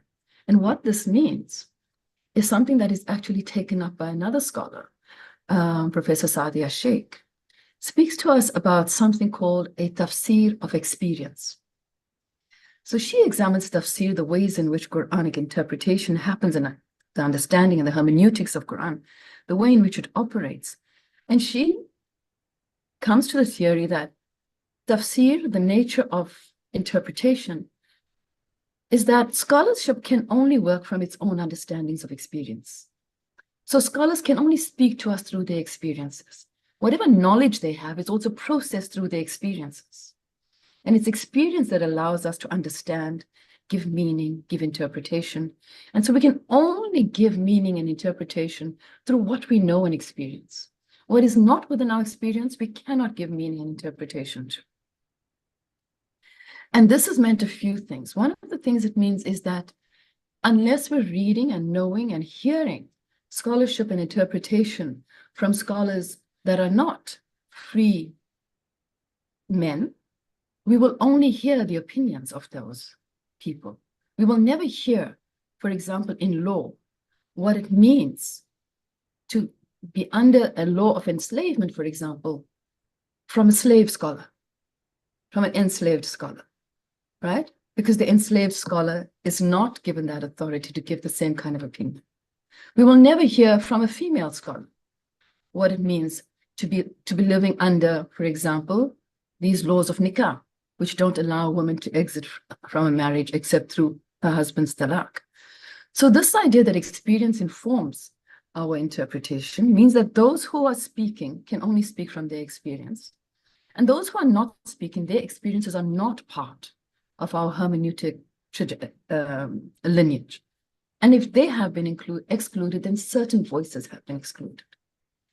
The other aspect of experience in tafsir is to contemplate how every day individuals are using their own experiences to apply and interpret the Quran in their own everyday lives, and to apply and interpret the law, to think about it, to apply it to the ways in which every single day you get up in the morning and you're sending the kids to school and you're trying to figure out what to pack for lunch, and the ways in which you're constantly engaging with your faith to make meaning of what to pack for lunch, how the kids are going to get to school, what are the girls going to wear, that there's a constant process of interpretation and application of the faith through moment to moment in life.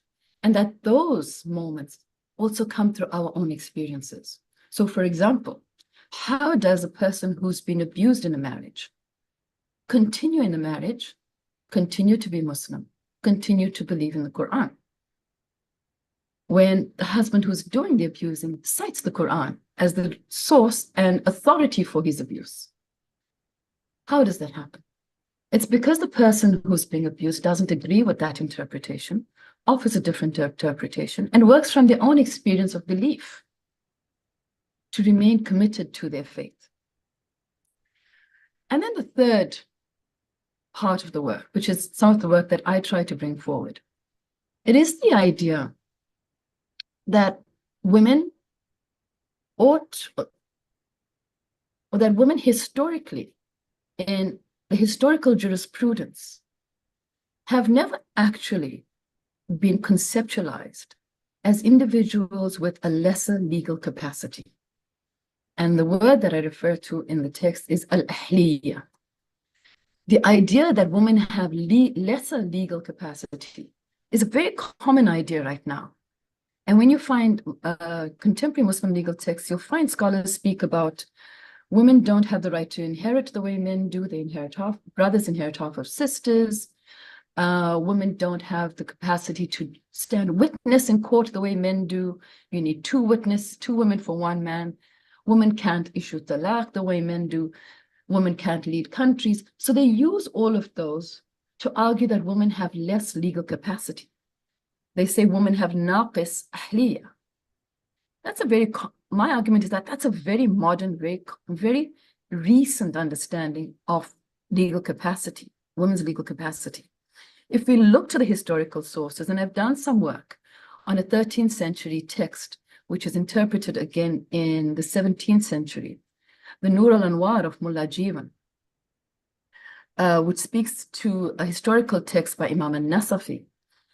And in these texts of jurisprudence, the discussion on legal capacity has many, many criteria for who has different kinds of legal capacity. And it speaks about the enslaved person, it speaks the minor person, it speaks about many different kinds of people, of different life situations. So when you're on a journey, when you're asleep, when you're under duress, importantly, it never speaks about when you're a woman. It never says that being a woman means you have less or different kind of legal capacity. It does speak about menstruation, and it says that when a person is menstruating, then they need not fast and they need not pray. But it says categorically, menstruation neither impacts their capacity for contract or the capacity for obligations. So it never impacts their holistic legal capacity. So my reading of this is that arguing that women have less legal capacity or deficient legal capacity is a very, very modern concept. I'll stop there because you seem like you'd like to ask a question, Fra. Yeah, because first of all, as you were talking, I was thinking about Ibn Khaldun, and something doesn't come to me because it was as far back as 14th century, also very revolutionary in some of his thinking. But the other thing that comes to me is your focus on experiences, which you and I know they're very diverse. But an institution, a test has to homogenize those experiences. Because even as far back as the 7th century, if these experiences are in millions, but what is it that is going to hold these experiences together? So to some ways, you can say, okay, the Quran does that. But as people manifest these experiences, can we not argue that the Quran itself becomes inadequate as a mediator? It becomes inadequate if we're looking for it to be singular. Yeah. If we're looking for the Quran to offer a singular answer or a singular reasoning. And the beauty of any text is that it is eventually as its reader sees it, right? It is eventually as its reader produces it, hears it, understands it, interprets it. So it would be inadequate if it was to be confined to a particular interpretation in a particular time. Okay. Yeah, but because... Can we make a distinction between motherhood and wifehood? So the famous quote in the Quran, who is the most important person? Your mother, your mother, your mother, cited 3 times. So some people have used that passage to say maybe the shift on motherhood, right, equalizes some of what you are talking about. So that's interesting. What you're referring to, Professor Valola, is a hadith. Yeah. So This idea of motherhood, I find very specific in the sense that the law doesn't speak about women per se as mothers. And my argument is that the law doesn't even speak about women per se as women. What the law does is that it's very specific at very specific points. The law, for example, in marriage law, the law is speaking about a wife. So you correctly point to the distinction of the category, a legal category of wife. The legal category wife, for example, is very different from the legal category woman who owns land, a woman owner of property, which is very different from the category woman who is menstruating during Ramadan. So these are legal categories of individuals. These are legal situations that an individual occupies. And the law for each person at that point is determined specifically by the situation of that time. The law does not, this is my argument, the law is not working on a universal woman that runs throughout Islamic law. This is the argument I've made in my work. There isn't a single universal woman that runs throughout. In the same way, it isn't a single universal man that runs throughout. There is the man who is looking for a ruling because he bought some land and doesn't know how he can resell it. There is the man who got married to one wife and then to a second wife, and his first wife is upset. So there are legal situations. And that's what I'm interested in, the ways in which legal situations, the law speaks to legal situations. Because if we're looking to insist that the law speaks about one kind of woman, then I think we're looking to a very modern process of categorizing people and creating definitive ideas of what is a woman. And I've not found a categorization of what is a woman historically in the historical law. I don't see a category of woman as a legal subject individually, but we do see various legal situations. And the one legal situation which is very prominent and specific is that of the wife. Okay. The wife is a very clear category, and what a wife can do is generally very restricted because of the nature of the nikah contract. So I can not do some certain things within my marriage contract, but where I own property and I am selling property, I'm allowed to do many things there because they're my legal subjectivities that are property owner. It might be that I'm in a marriage where my husband has decided I cannot leave the home without him. So when I want to go and transact that property, my wifehood restricts my propertyhood, my ownership. And that is where the problems come in. And I ask you to throw in concubinage into many of what you're talking about, because it's widespread. We even have studies that show its prevalence in parts of West Africa. I would need to ask you what you mean by concubinage. So you're not, the woman is not legally married. She's a mistress. She's a concubine. That's the word they use. And she's not a wife. She's a concubine.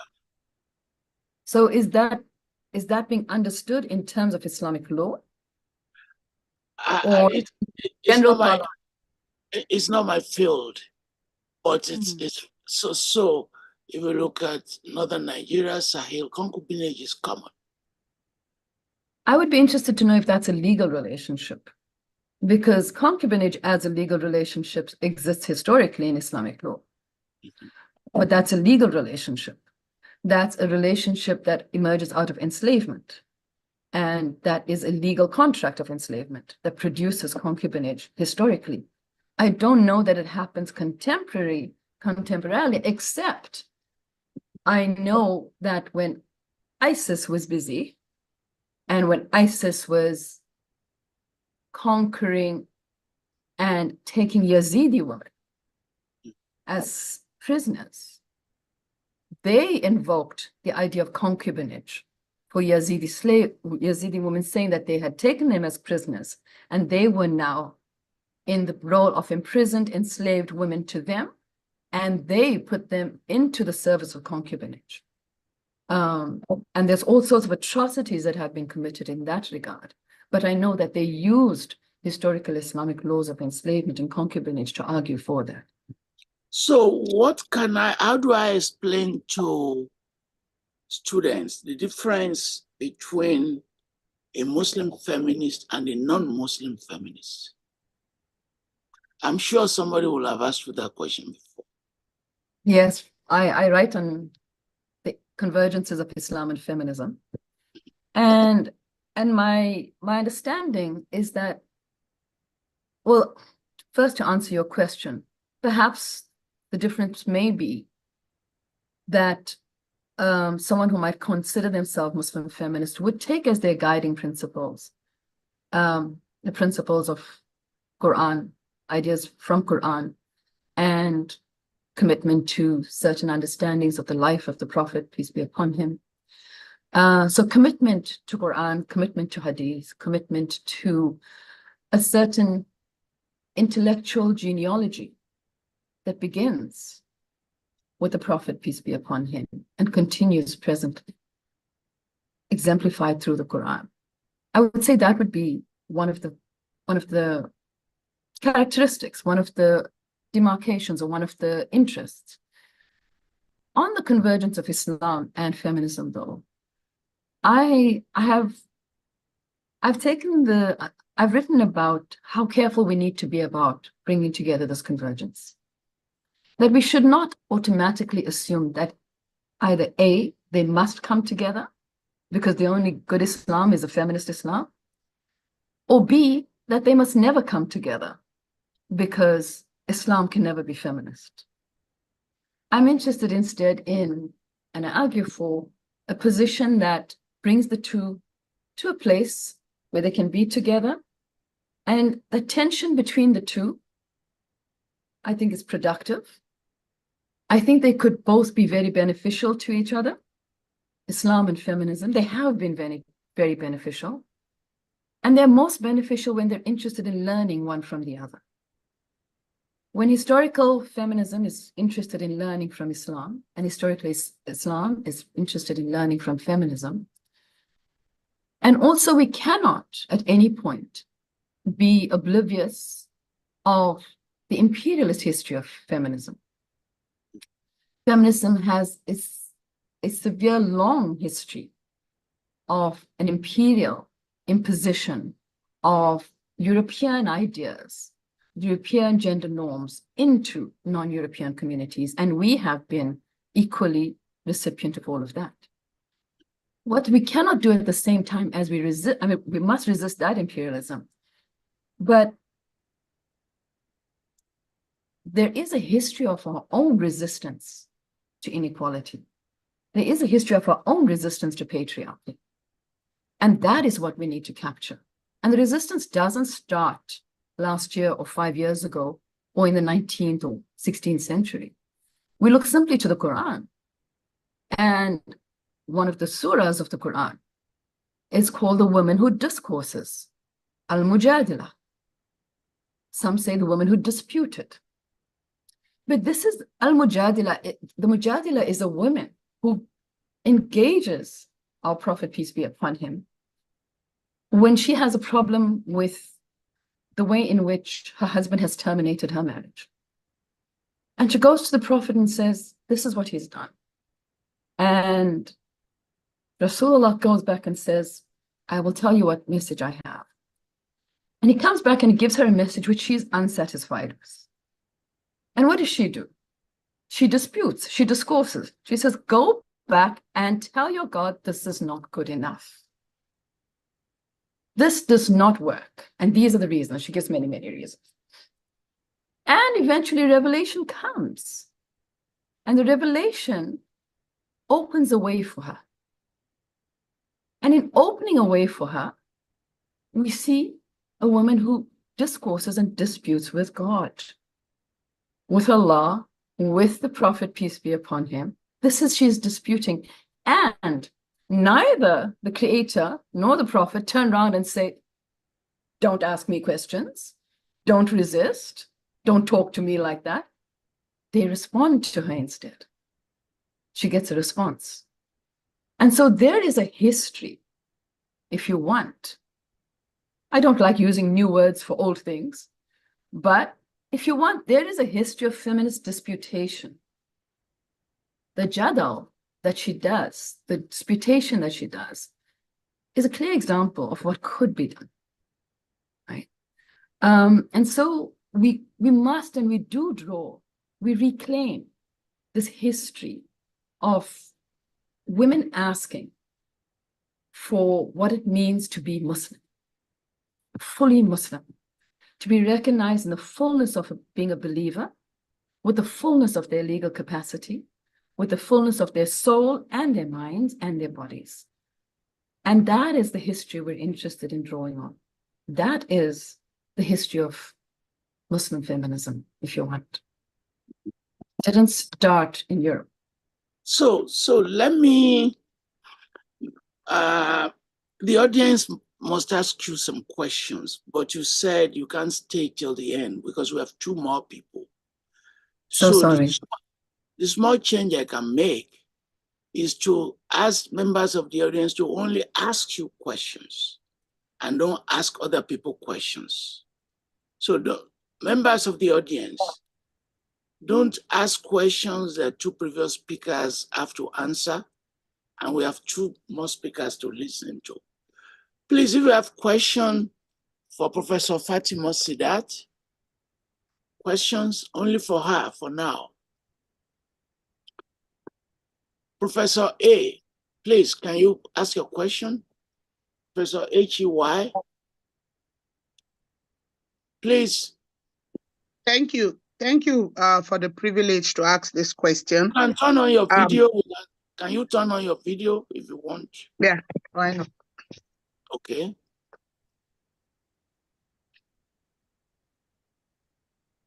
Questions only for Fatima.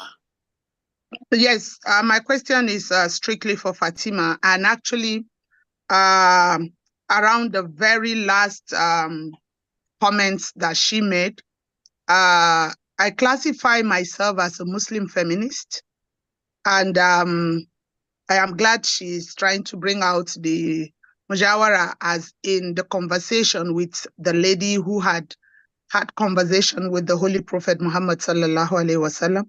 And I want to ask, why then is it that Muslim men seem to be resistant to women feminist, Muslim feminist movements within the Muslim Ummah? Why the black labeling of women who are into feminists that are Muslims? That's my question. Thank you.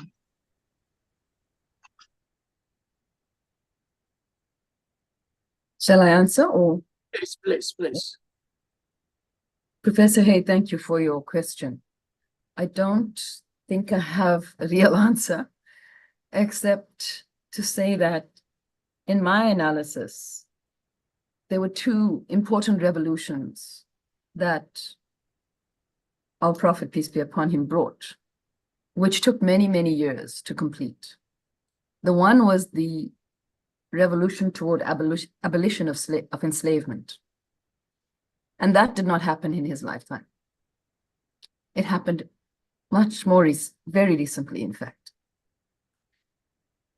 And I would argue another was the end of patriarchy. That revolution is perhaps only happening now with us. It has not happened before. I don't know that what we're starting now will actually take us where we need to go. But what I'm trying to say in answering in this way is to say that the resistance to equality, the resistance of the patriarchy is historical. It's not new. And it's something that we will probably have to face for a very, very long time. Work very, very hard, because it will not go silently. It will not go quietly. You can hear it hitting at us. It hits us every day. It hits back. The backlash is there. If I can just draw from some experience, some history of the mosque movement. So we see very much how people are interested in removing Muslim women from mosques or making sure they don't go to mosque or restricting how they function in mosque, or how they participate. What we know is that this resistance to women's presence in mosque is also historical. Even though women were present in the mosque of the Prophet, peace be upon him, even though he insisted women attend the Eid prayers, even if they were menstruating, he said, let them come out and be present. Even though he insisted on their participation. We're still in a situation in the cities that I've lived in where women don't even go to mosque. There isn't space for women in mosque. But this has been something that's happened historically.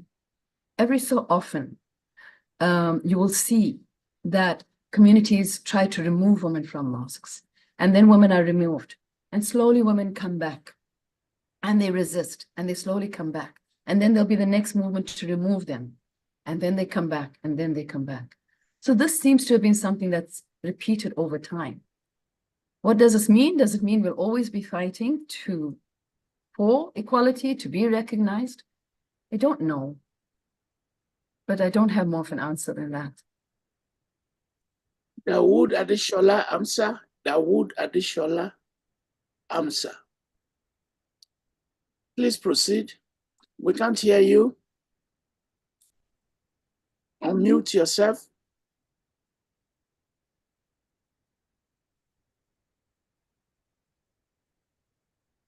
Yes, can you hear me now? Correct, yes. Yeah, thank you very much, Professor.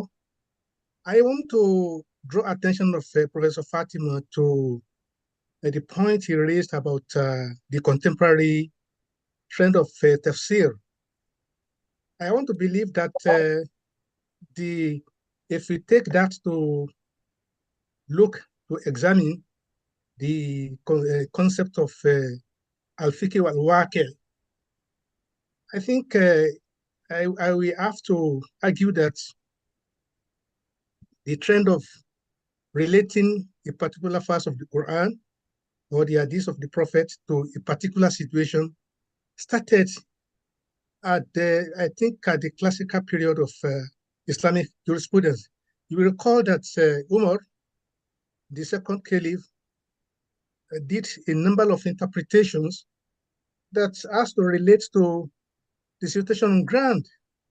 So it is not a new development that in the modern time, the people are trying to interpret the Quran to explain the situation on ground, the contemporary situations.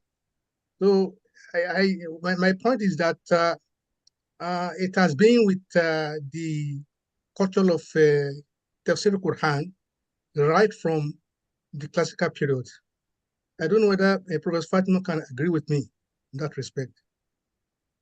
Please. Yes, I would certainly agree that it has been with us. What has not been with us is the voices of interpreters or mufassirun who are not male interpreters. And this is the critique that the tafsir of experience brings. It says that historically, experience has always been part. Context and reality was what was required in producing fiqh. A scholar is required to look at what the immediate context is before they make a ruling. The problem has been that those who are making the rulings, those who are interpreting Quran, have primarily been men. And so they can only interpret through their experience of being men. And they can only apply in the context that they know of what it means to be a man. And that is the critique we bring to it, to say that the experience is singular or it's specific to men. It's also specific, historically and in contemporary times. So what we're interested in is bringing more people into the project of doing hermeneutics, more people to do tafsir, to be able to have the capacity and to understand the ways in which everybody is doing tafsir all the time, and to give validity to that also. So yes, I do agree with what was said. The question is, where have women featured in this? Aliyu Abdul Fattah. Aliyu? Yes, please. Questions Okay. only to Fatima, yes? I'm now unmuted, I think. You can talk. We can hear you. Thank you very much. Thank you, Prof, for the opportunity to just give a very worthy commendation to Professor Fatima's presentation. I really enjoyed the perspective she has brought on the aspect of feminism and Islam, the convergence point, especially the historical reality that Islam essentially has a history of feminist or women right activism. Now, my question is on the issue that she earlier mentioned concerning the issue of divorce, and also to align it with her understanding, her postulation about the role of experience, culture, and context. Now, the specific example she gave was of a woman in an abusive, maybe condition of marriage, where it will appear that despite her situation, the right of divorce still lies with the man. But I am bringing this on with the benefit of experience that I have here in northern Nigeria, where such situations prevail a lot of times, especially with my association with the local Sharia courts cases, where there are several cases where women will come out with issues of this nature of lack of adequate, role for the role performance by the husband and things like that. So what I am saying is that besides this, that when a woman is in that kind of condition, there are several other options that are open depending on the cultural context or the kind of institutions that operate. Here, the local court, area courts, Sharia courts that we have here, women have right, and they often take such cases to the court, and the court has the right to dissolve marriages when they have this kind of situation. And also the role of parents here is also very, very strong here. Parents of both the wife or the husband will have a platform where they will thoroughly discuss issues like this and come up with a rational position on it. So thank you very much for it. Thank you. Let's take Professor Hamidu Sani, who is the Chief Imam of Lagos State University. Hamidu Sani. Yeah, thank you very much. Well, I think we have to be extra careful when we are talking of feminism. We've always allowed the Western discursive tradition to determine our sense of interpretation. And I want to say that Islam has been fair and just to women, in fact, to both genders. But the question of equality does not arise at all. Each gender has been assigned responsibilities or duties that are in tune with its nature. And I'll give you an example now. The issue of imamship, leading of the mosque or leading of prayer or whatever, is exclusively meant for men. So there's no way you can argue for equality in that regard. The same thing with giving of evidence. Where you have to give evidence, two women are supposed to be taken to evidence against one man. Ditto for inheritance. A man will have twice the portion of it. So we should not be talking of equality, and that is what has been giving problems in the Islamic world.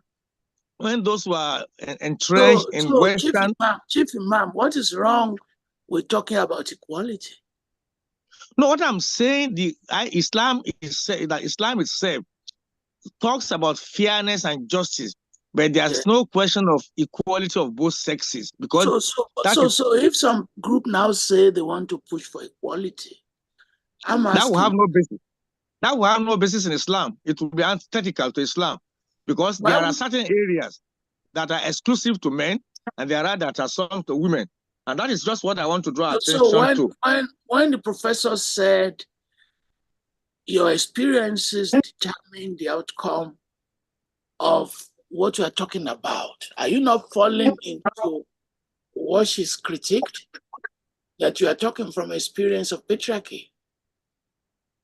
Well, it is so designed, and there are some things you cannot just alter, and you just have to accept them as they are.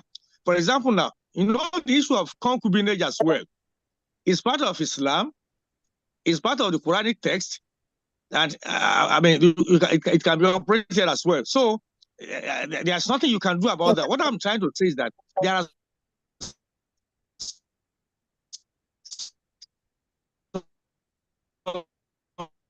okay, let Professor Seedat answer that. I see 3 people, but I have to apologize. You have to wait till the end. We have to go. We still have 2 other speakers. We are going to bring her back because this is becoming a very popular conversation. When we bring her back, we just give her an entire 3 hours so that we can satisfy all of you.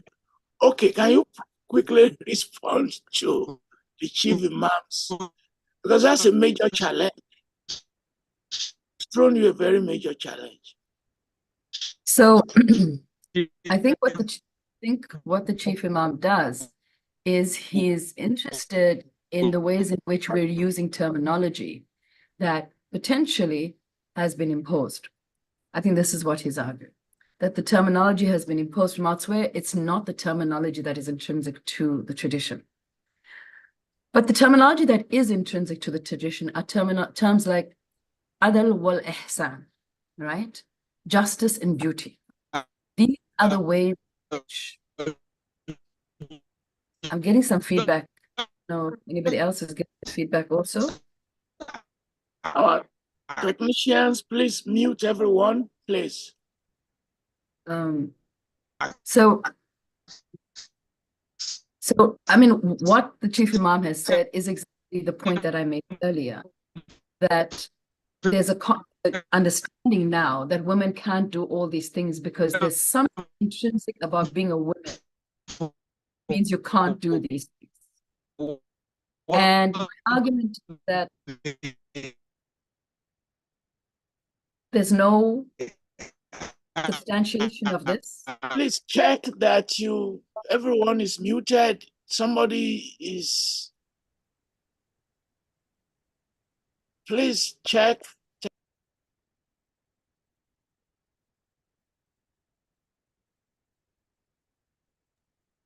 Technicians, please check that people are muted, that we are having interferences. Apologies, Fatima, apologies.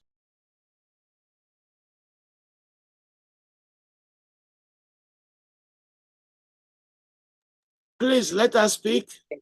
Okay, I am unmuted. Okay, I think, to cut to the chase rather simply, is to say the chief imam is articulating a position which is a commonly understood position, that women do not have cannot do certain things because there's something about being a woman, something essential to being a woman that means you can't do these things. And when I read the books of fiqh, I see the reasons are socially determined reasons. For example, that a woman shouldn't go out because it's unsafe. I don't see a reason that says, because you're a woman, there's something in your essence, which means you can't do something. So for example, on witnessing, the discussions in the text are about who has knowledge of what in order to provide witnessing of what. There isn't the argument that because you're a woman and essentially you cannot provide witnessing. So I think many of us have gotten caught up in this idea that women are inherently deficient.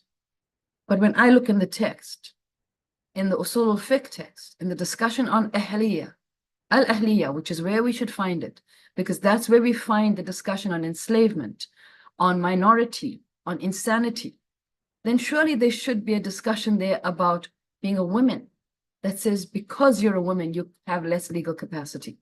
And I haven't seen it. I'd love to see it, to be shown it, but I haven't seen it there. And to the questioner who was speaking about what happens in Nigeria state, you have the courts where you can go to and you can get, women can ask and be granted exit from their marriage. Excuse me. It's unfortunate, not unfortunate. What we have to note is that a husband never has to do that. He simply has to pronounce and he's out. And yet a wife must go through motions and moments and courts and presentations and representations to be exited from a marriage that she wants to be exited from. So that difference we have to note. And it's not that we'd say that the wife herself must just be able to exit instantly. That might not be the best solution also. What we'd rather have is a situation where even a husband, when he wants to exit, should have to go through a process of representation, of discussion, of arbitration, of mediation, whichever is suitable to the community. But that it shouldn't be that as a wife, we stand in such a precarious situation that in an instant, your marriage can be ended, or that in an instant, you can become one of two wives without your knowledge. Those are the kinds of questions that animate us to do the work that we do. And thank you for this opportunity, for the questions. And thank you very much. And I apologize that I must leave. It's all right. I have a whole convening that's starting today on these topics. So okay, thank you. We'll bring you back. Thank you very much. Thank you. It's my pleasure to go to Nigeria now and invite Professor Oloyede AbdulRahmon, who is a teacher, researcher, education administrator for over 40 years. His area of specialization is Arabic literature and Islamic cultural studies. Between 2003 and 2008, he served the federal government as a member of the National Committee on the Integration of Almajiri system into the education system. And as a member of a subcommittee, he wrote on the National Report on Madrasa, and he has mentored scores of academics, and he has produced 5 full professors who are his former students, and many others. Welcome. Welcome. We're glad to have you. Let's go to Uganda. And I hope you listened to what Yahya said about the American impact on reforming the madrasa to suit his own agenda. Do we have a similar thing in Nigeria? Thank you very much. I'm very delighted to be given this opportunity to express my thoughts about the role of Arabic in the context of Nigeria's situation. Just as the speaker from Uganda told us that there are certain extra-African influence on the style and the methodology of Arabic teaching in Uganda. We do not have such in Nigeria. But my own intervention, which I would love to canvass for, is that madrasa education is so important to Nigerian Muslims that government should not leave it in the hands of private persons. Today, we are facing with problems of banditry, extremists, jihadists, or whatever. So we should start thinking of how to cut the supply routes of the enlistment into those extremist groups. And that is by carry out a radical reform in our madrasa system. Just as you mentioned, I was privileged to serve the federal government on the integration of madrasa to universal basic education. And I did mention then, though I was a lone voice, that it is not integration that will solve the problem. It is for government to acknowledge the role Arabic has played in the history of Nigeria. I'm happy, Professor Lola, because of your international repute as a historian, you know very much that even in our Ibadan here, most of the pieces of information or historical information that were germane to the early history of Ibadan are in Arabic manuscripts. I want to take you to one. There is this manuscript by one Sheikh Katibi who describes what transpired when the then Bali of Padiri around the late 20th century was deposed. You know very much about that history. So exactly what transpired that day was captured in the work of that Sheikh Katibi, who wrote around 1903 or so. He it was who told the world that actually what the late Obakele said about Usman Nakpampa, who took over from Opadiri, is not actually correct. Because in that account by Obakele, he mentioned that Akpampa was the one who instigated the riotous situation that led to the detriment of Baile Opadiri. But this writer came out to say that no, Opadiri himself, in fact, from the writings of Obakele, he himself admitted that actually there were a lot of reports of thievery, stealing, burglary in the city. Of that the city was unsafe. So, and because of that, people rioted, people rebelled against him. So that shows you how important is the Arabic in tracing our early history. What I'm trying to converse here is that the government should look at multi-sectoral advantage of Arabic and also coming to make Arabic more interesting to learners. Are you talking about Arabic or Ajami? Or both of them? I beg your pardon? Are you talking about Arabic or Ajami? Or are you talking about both? No, not Ajami. Ajami is the colloquial Arabic. I'm talking of standard Arabic in the reform of madrasa education. So that the labeling the Muslim have in this land is that Muslims are mostly illiterate. Muslims are always backward. Backward in what? But the point is that many Muslims are not backward in literacy in Arabic, particularly the areas where banditry, extremism, something are rife. They are knowledgeable in this Arabic. So the government should use that avenue to integrate those who have that knowledge to be somebody in society, to attain self-actualization. So by casting them aside, they have become willing tools in the hands of terrorists. So the government should look forward into a way of cutting that access to enlistment. That's what I'm canvassing. And then number two, the ethnic nationalities, particularly the non-Muslim in Nigeria, should see Arabic as a language for all to benefit from, and not only wholly the Muslim affair. I agree. Muslim scholars too have a lot of role to play in this instance by not arrogating Arabic to themselves. Arabic is a language, just like any other language. But fortunately, it is the language of the Muslim scripture that has retained its purity and survival till today. But what I'm canvassing is that the government should step in, because I do not believe that any reasonable government will leave the mothering, the teaching, the nurturing of its future generation into the hands of private persons. I think government should know what people are teaching their upcoming generation. The government should know.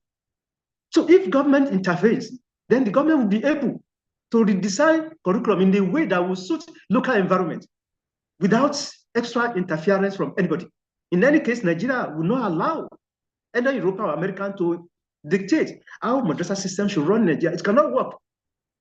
So what I'm saying that before anybody will want to suggest that approach, let Nigerian government, for the purpose of having security of food and whatever, then Arabic, which is so prized by many people, so much believed in by many people, should be looked into and revolutionized. So that is my point. Can it be integrated with Western school systems so that they do both at the same time in the same classroom? To some extent, because we are very much concerned about what is happening in the Northeast and the Northwest. Perhaps that's as is to Central Africa. Those people there, what initially led them away out of literacy in English was the fear of what English literacy could cause to their culture and norms. So therefore, for you now to integrate the same Western style of education to that thing, they will run away. And that's the reason why we have not been successful in the integration of madrasa into UBE. It has not been successful. So, because what I'm suggesting is that let that system remain, but government should intervene. Either, because one of our reports, people emphasize that in the area and that in the locality and environment where those schools are cited or that center are cited, government should intervene by providing modern infrastructure, by stepping in to rehabilitate those children rather than go out begging for feeding. Government should step up. After all, governments feed children in public schools, in secular schools. Why can't that gesture be extended to schools, to children of madrasa system? So why are more Muslim children out of school? Oh, well, we may not be able to dig into that into detail, but one of the reasons is this fear. And I must say, you remember, one of the campaign points of Boko Haram was that secular education brings so many evil to their environment. That was one of his campaign. That the moment, first he mentioned that the moment you enter school, secondary school, for example, then you are practically cut off from being married at the right time. I'm quoting Yusuf now, the founder of Boko Haram. One of the reasons. So therefore, what I'm saying is that why Muslim children largely are out of school is due to this mindset that having secular education will take you outside the cultural environment and outside your religion. But I'm now saying that whoever may be listening, that is no more possible. All the parents would need is more support, more facilitation of means of training their children. So that's number one. Number two, you cannot rule out economic consideration. From the report of Central Bank of Nigeria during the former Governor Lami Sanusi, it was mentioned by UNESCO that the northern part of Nigeria have the largest number of poverty-stricken people. That is to tell you that poverty is also responsible. And that is the reason why it is possible for any parent to deposit his children with a particular malam for teaching, for training, and also for upkeeping, which is outside Islam. Islam says when you have a child, you are bound to train, provide for that child. You do not rely on outsider, whether it's malam or whatever, to train, to feed the children for you. You are the one to do it. So therefore, we can now relocate, or we cannot locate one of the reasons to poverty. Then number three is this misconception that once you are literate in Arabic, you have no value to the social system. That is general. It's common among non-Muslims. If I may talk about my own environment in the Southwest, if you are not able to speak the language of Nigerian language, I mean English, you are considered as nobody. That should not be. There should be a way to make those who acquire Arabic to be recognized and to be able to actualize themselves. So these are the reasons, among others, that prevents many Muslim children from having literacy. And when you talk of education, you are talking of secular education. Because many of those boys and children you see on the streets are well farmed, are well grounded in the Quran. And even some of them, to some extent, are even grounded in Arabic. So you cannot call people like that as uneducated. And I remember, perhaps for the benefits of our audience, my inaugural lecture discussed this particular issue, which I titled of illiterate scholars in the developing society, that Nigerian government have been having it wrong, terming Muslim Arabic scholars as illiterate. And I refer to those manuscripts. You know very much, sir, that the Muslim scholars contributed, in fact, gave Nigerian society literacy skill. The first person to write will have to write in Arabic, if only for the antiquity value of that language. Government should not disown Arabic. Government should have interest in Arabic, because whatever Arabic preserved for Nigerian nation is the commonwealth of both Muslims and non-Muslims, and therefore should be encouraged. So those are part of the reason I thought Muslims are outside the circle of secular education.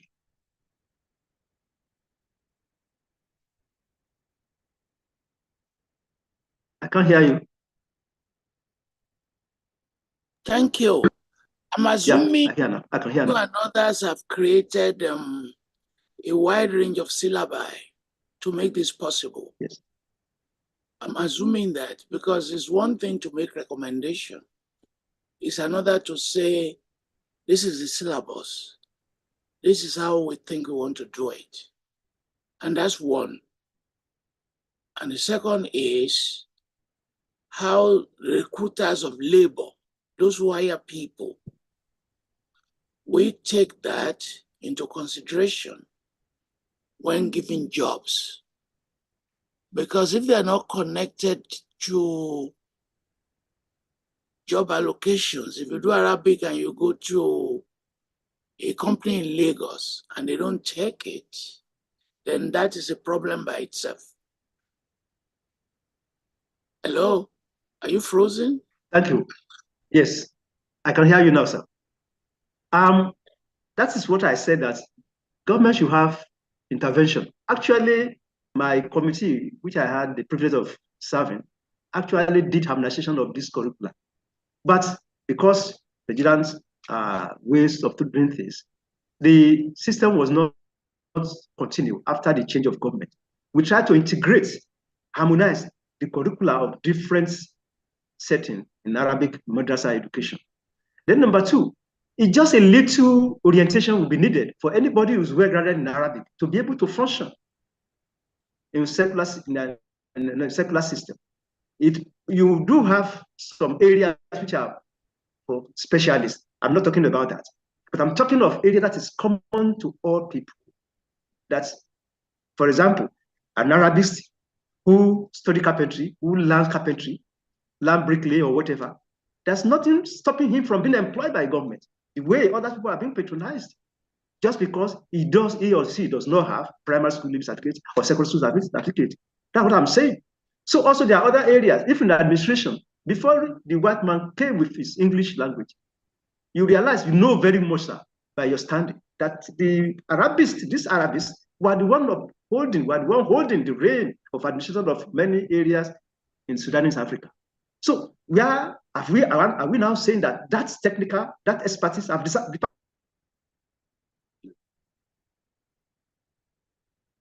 So what I'm saying is that a person who is knowledgeable in Arabic, it needs only reorientation to be able to function.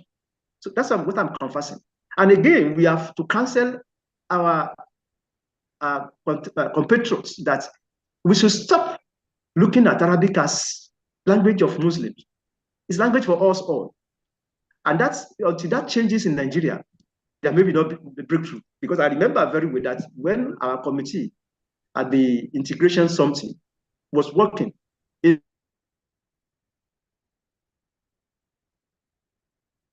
aligned the committee to dissuade UNESCO from funding part of the program, saying that you are spending your money to evangelize, to proselytize Islam in Nigeria. So it was very sad. That's why I'm calling that even our compatriots should also realize that it is our own interest to rein in the banditry in our region. It's our own interest to stop the recruiting source of soldiers of banditry. And we can do that if we monitor what our children have been taught and we monitor what is becoming of them. Otherwise, we'll be having, because this is age of social media. It is easy. Even people without secular education are able to access internet and be able to interact and enlist in this terrorist group. So therefore, I'm saying that government should look into how to intervene, and positive intervention for that matter. Thank you. We're going to bring you back because people have questions for you. I think there's an agreement that language is important. How it has to be done in different parts of the country may be what we have to talk about. Because the values of a language like that, the values even go beyond the boundaries of Nigeria. It can unite us in West Africa, promote greater trade with North Africa, and promote knowledge in different epistemologies. But how precisely are we going to do it? Let me now turn to Dr. Mustapha Abdul-Hamid from Ghana. Is the Chief Executive of the National Petroleum Authority. The NPA is Ghana's downstream petroleum regulator. And from August 2018 to January 20, he was the Minister for Inner Cities and Songo Development. We call that Songo in Nigeria. Prior to becoming the Minister of Inner Cities and Songo Development, Dr. Abdul-Hamid was the Minister for Information and Presidential Spokesperson, a position occupied from February 2017 until August 2018. In addition to being an administrator, he's also an Islamic scholar and senior lecturer who taught in the Department of Religion and Human Values at the University of Cape Coast, Ghana. He writes on political thought in Islam, Islamic civilization, Islam and gender. He's a seasoned politician and a member of the ruling party in Ghana. He has published widely. Welcome, Dr. Mustapha Abdul-Hamid. Thank you, Professor Falola, for the opportunity. Your friend Sonny is looking at you as we speak. Yes, I saw him on the call and I was excited. So I sent him a WhatsApp message to say, Professor Sani, good to see you. It's been a while. So I'll call him when we are done with the roundtable discussion. So why is Ghana different from Nigeria in terms of religious conflict? Okay, so Professor, I would like to bring together all of the things that the three previous professors have been saying, Anta Babou, Sseremba, and even Oloyede, if that's the name. Okay, that is the name. So bring them together quickly. Yeah. So let me start by quoting Mamdani. And on this call, two people have quoted Mamdani already. He says that sometimes religion is historically embedded in the state, institutionally reproduced, and sometimes legally enforced. Appleby says that in much of the world, religion and civil society all unfold beneath a sacred canopy. Now, what that means is that there is a sense in which religion is embedded in state formation. In the case of Ghana, Islam came into Ghana not in, if you want, a uniformed fashion, but the introduction of Islam into Ghana came through various ethnic formations, political formations, where we saw the conversion of, if you want, paramount chiefs and founders of ethnic polities. And because of the conversion of the political heads of these ethnic polities, somehow the religion of Islam became state religion for the people. So right from the formation of these states, Islam became embedded in its structure and its mores, its cultures, and its practices. Famous examples would be the Dagomba state and the Gonja state, for example. We are told that the founder of the Gonja state is one Ndewu Rajapa, and that he was assisted in his conquest by a cleric called Muhammad al-Abiyad, and that it was through the prayers, the efficacious prayers of Muhammad al-Abiyad, that Ndewu Rajapa was able to conquer territories and found and establish the Gonja state. In the case of Dagbon, for example, the Dagomba state was already in formation, but was under constant harassment by the Gonjas. And now the Gonja king, Nazanjina, having seen the services that the Muslim king was offering to the Gonja king, also then approached a group of Muslims who were not traditional Muslim clerics, as you would put it, but were just Muslim merchants who had come into Dagbon to do business and to do trade. Approached them and said, your God seems powerful. Can you help me to ward off the incursions of the Gonja people? And according to the history, Nazanjina then converted to Islam, and with the help of the Muslim cleric, they were able to safeguard the integrity of the Dagbon state. When you come to Asante, Professor Babou referred to Asante and the role of Muslims in the formation of the Asante kingdom in the form of secretaries, amulet makers, and also even soldiers of war. And therefore, all of these states, which are basically what will form the polity of the entire Ghana, Islam came into them originally as embedded in state formation. That's the first point I want to make. When you look at the coastal part of Ghana also, the colonial masters, the British, were the first to bring in Hausa soldiers and Hausa police to form the nucleus of Ghana's army and also the nucleus of Ghana's police force. It was actually called the Gold Coast Hausa Constabulary. Hausa Constabulary.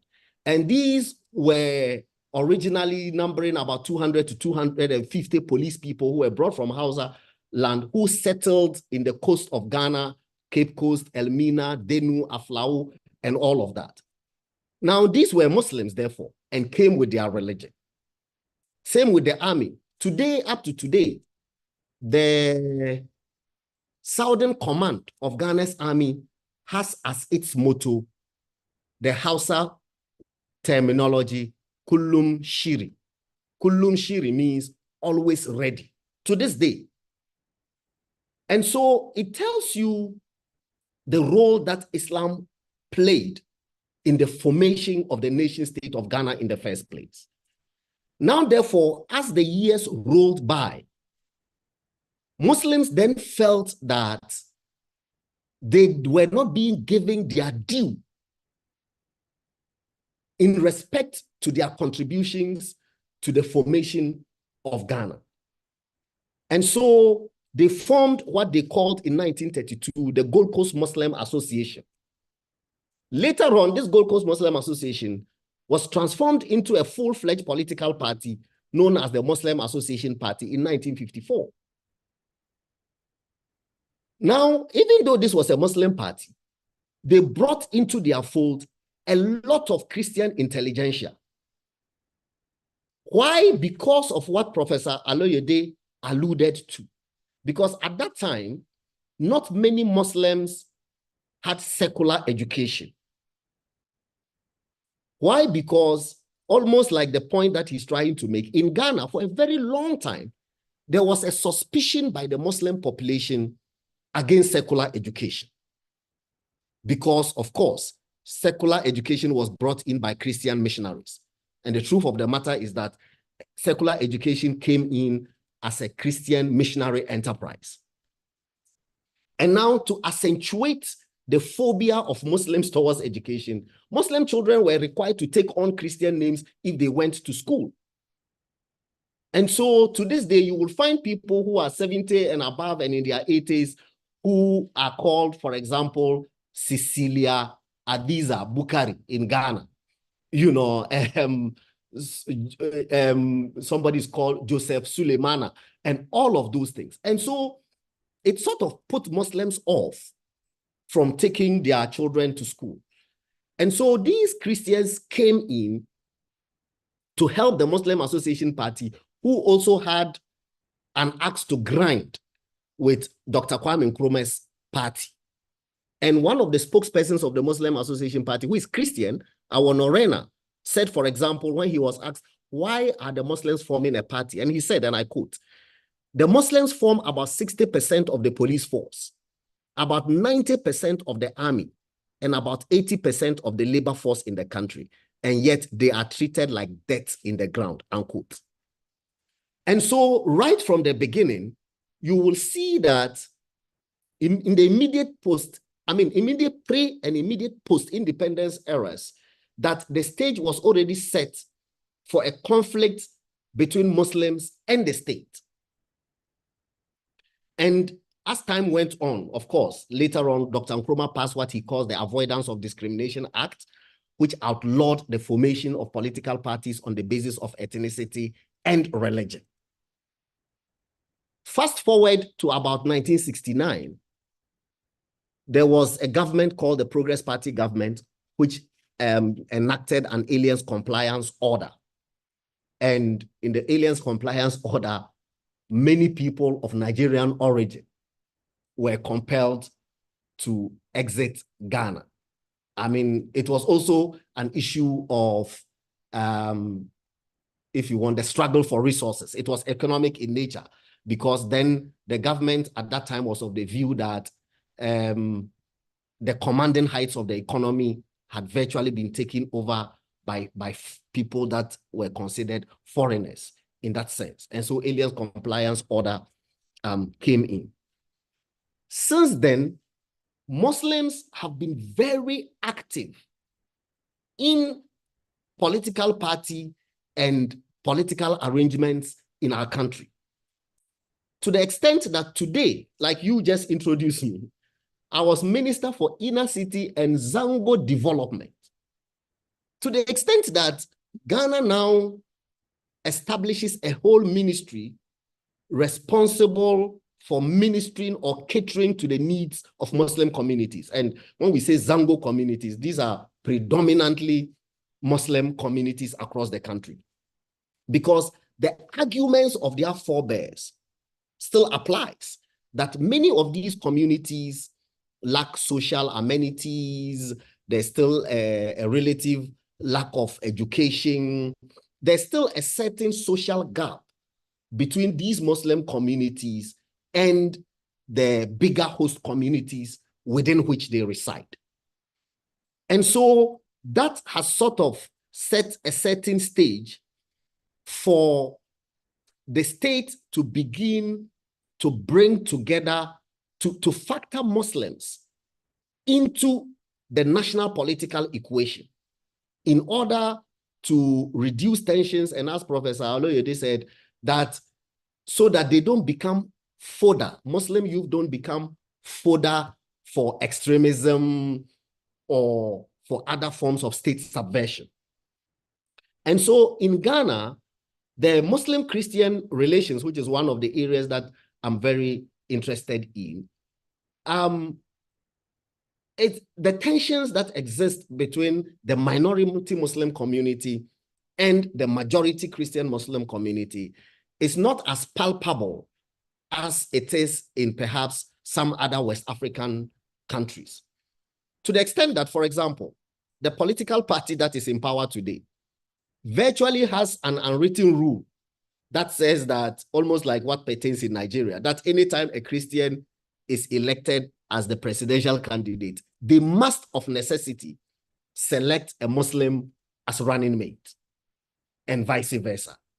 So the two times that this party in government has been in power, they've had Muslim vice president, to the extent that today, a Muslim is its flag bearer for the December elections.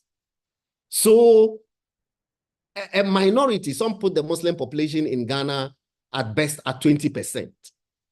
So a 20% minority is the flag bearer of a major political party in Ghana going for an election. And so the arguments I'm trying to make is that for us to reduce, if you want, Christian, Muslim, or minority, majority conflicts within a society, there must be a deliberate act of factoring minority interests within the state structure, like Ghana has been able to do. And even though I said an example for the ruling party, even in the opposition party, they have a whole branch of their party called the Zongo Caucus. And that is an entire branch that has been established for canvassing votes in Muslim communities, or, you know, basically to tell the Muslims that you are a part of the things that we do. We have the national chief imam, who I would like to talk about, because you cannot talk about the peaceful coexistence between Muslims and Christians in Ghana without talking about the national chief imam, Sheikh Osman Nuhu Sharbutu, whose grandparents were part of the Gold Coast Hausa Constabulary, who were brought from northern Nigeria, you know, to basically establish the police force in Ghana and so on. And he's become the national chief imam. And his role in fostering this relationship is tremendous, sometimes to the annoyance of conservative or hardline Muslims. So, for example, when he's now about 105 years old. When he was celebrating his 100th year, he went to visit a Catholic church and observed their form of worship and so on. There was an uproar among sections of the Ghanaian population who thought that why should the national chief imam go into a church when they are engaged in worship and so on and so forth. But he keeps arguing that he wants to leave a legacy of peaceful coexistence between Muslims and Christians. The national mosque, I mean, now there's a new national mosque that has just been commissioned at Kanda, but the old national mosque was just about 100 meters away from a major Pentecostal church, the ICGC. And when the ICGC was celebrating its 25th anniversary some years back, then this national chief imam allowed them, as part of that celebration, to come and renovate the mosque. Now, factor a church group renovating a mosque in another country. But in our case, the national chief imam said, some people, of course, would raise a hue and cry. And he said to them, but Christians pay for Muslims to attend the Hajj every year. They give Muslims food to fast in the month of Ramadan. When they give you food for fasting, you take it. What is wrong with them renovating the mosque? Again, he comes back to his fundamental argument that I want to leave a legacy of peaceful coexistence between Muslims and Christians when I die. So my whole argument in this matter is that for us to advance the cause of Muslims, Professor Oloyede talks about Arabic. Ghana now has what it calls the Zongo Development Fund. And the Zongo Development Fund is established by law. I think it's called Act 912. That establishes the Zongo Development Fund to be able to cater specifically for the development needs of Zongo communities. And even though Arabic and Makaranta schools or madrasas are privately owned, all madrasas, as we know, are privately owned, the government, through the Zongo Development Fund's intervention, has stepped in to pay stipends every month to teachers of Makaranta schools, even though strictly so-called, they are not state schools. In some schools, and then there is also what we call the Islamic Education Unit, which is a subsect of the Ghana Education Service. So quite frankly, the Constitution of Ghana in Article 21C says that every Ghanaian shall have the right to profess the religion of their choice and to manifest such practice. So manifestation actually means to openly show that you belong to this religion. And the state is also mandated by the directive principles of state policy as enshrined in the Constitution to give support and aid to religious people as they practice their faith, even though strictly so-called, the state is a secular state. So because of that, the Islamic Education Unit has a program where, even though the schools belong to private people, the government posts secular teachers to those Arabic schools who then go and teach the English, maths, geography, and all of these subjects, including the Islamic sciences of Hadith, Sirah, and the rest of them. And so this is how Ghana has been able to integrate the Muslim minority interest into the state structure and therefore to ensure a certain relative peaceful coexistence amongst Muslims and Christians in Ghana.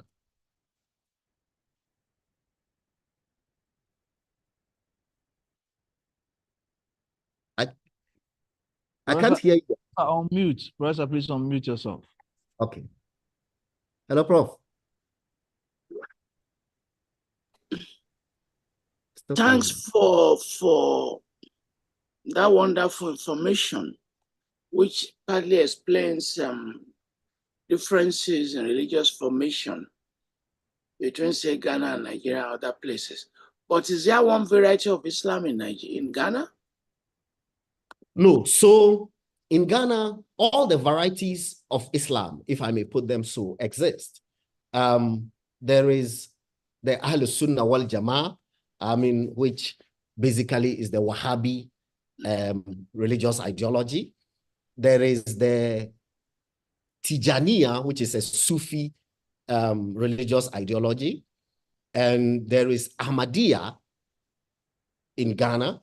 And then also, of late, the Shia denomination of Islam is growing. It's growing also thanks to, first of all, there's the establishment of the Islamic University College of Ghana. Islamic University College Ghana is established by Al-Mustafa University in Iran. It's here.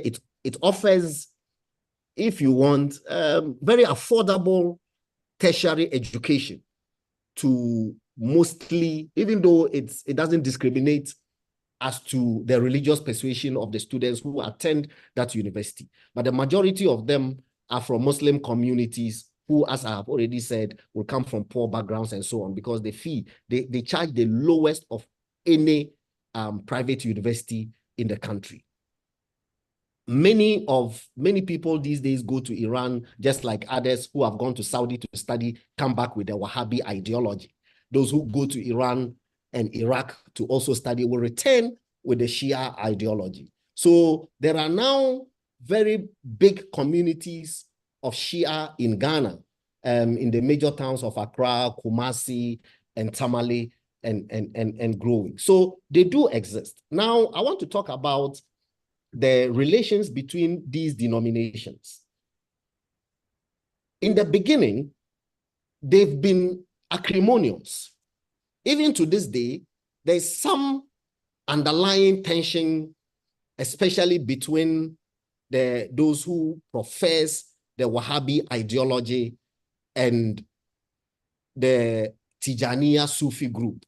You know, I'm sure it happens in Nigeria as well, where certain practices of the Tijaniya are described by the Wahhabi as bid'ah, which means innovation.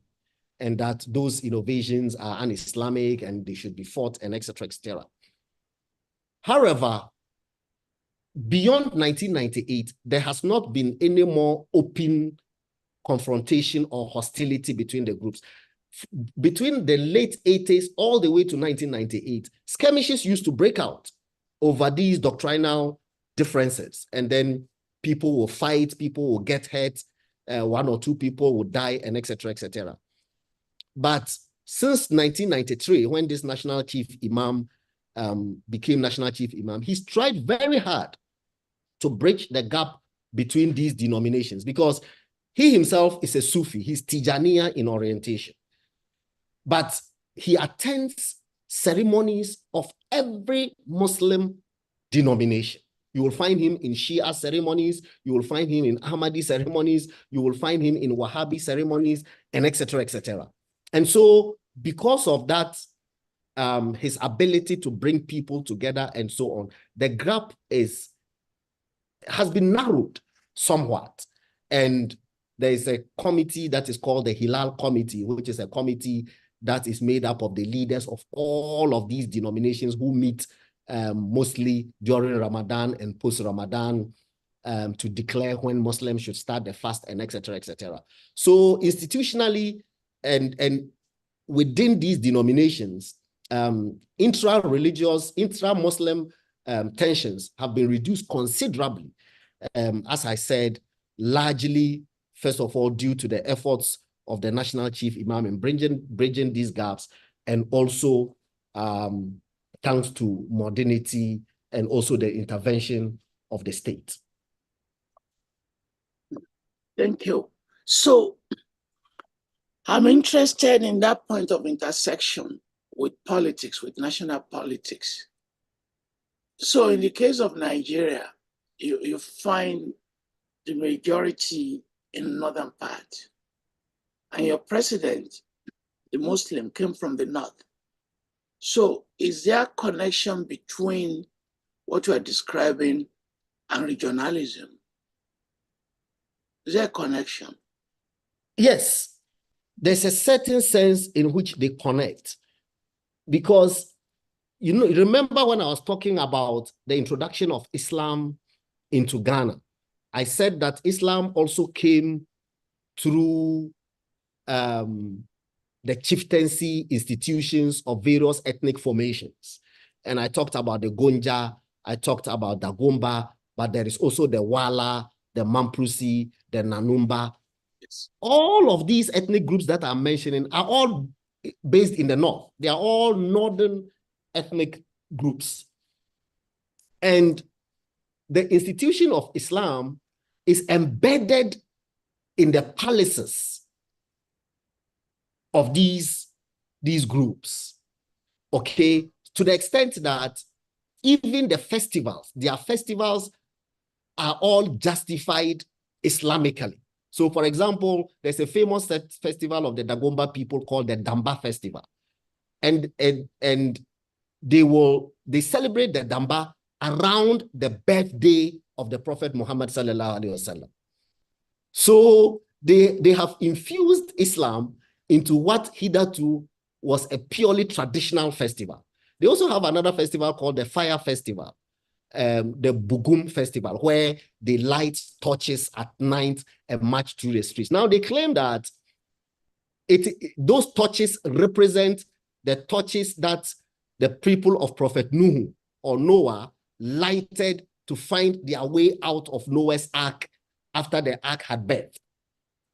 Now, I am giving you all of these examples so you see how Islam has become embedded in religion. So, for example, we have a former president of Ghana. I mean, of course, because he's former president, everybody would know his name.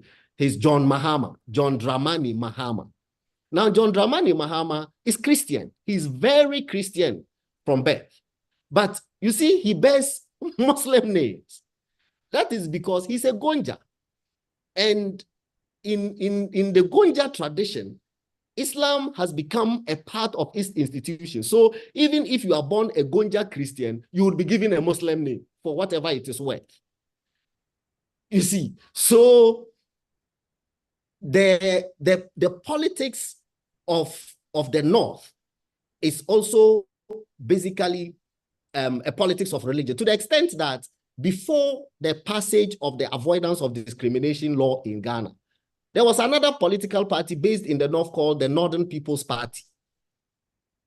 And the people of the Northern People's Party, Adama Mande and BK Adama and all those people, were also Muslim. And so when the Avoidance of Discrimination Act was passed, which prescribed the formation of political parties based on ethnicity and religion, the Northern People's Party and the Muslim Association Party, together with other parties, came together and formed what they call the United Party. So they therefore saw themselves as tied at their umbilical cords. Basically, that's the point that I'm trying to make. So yes, to answer your question, there's a sense in which the politics of the North is also a politics of religion, to the extent that some people are either supporters of NDC or MPP because Dr. Kwame Nkrumah, for example, formed the Ghana Muslim Council, and then he made a Wahhabi person the head of the council, to the annoyance of Tijaniyas. And therefore, since then, Tijaniya people have been anti-Nkrumah's party, basically like anti-CPP, whilst Wahhabis will largely be CPP supporters. You know, the CPP is virtually moribund now. So some of those support has shifted to NDC and so on. So there's a sense in which even political party support has Islamic religious undertones in Ghana. So how about the relationship between Muslims and Christians?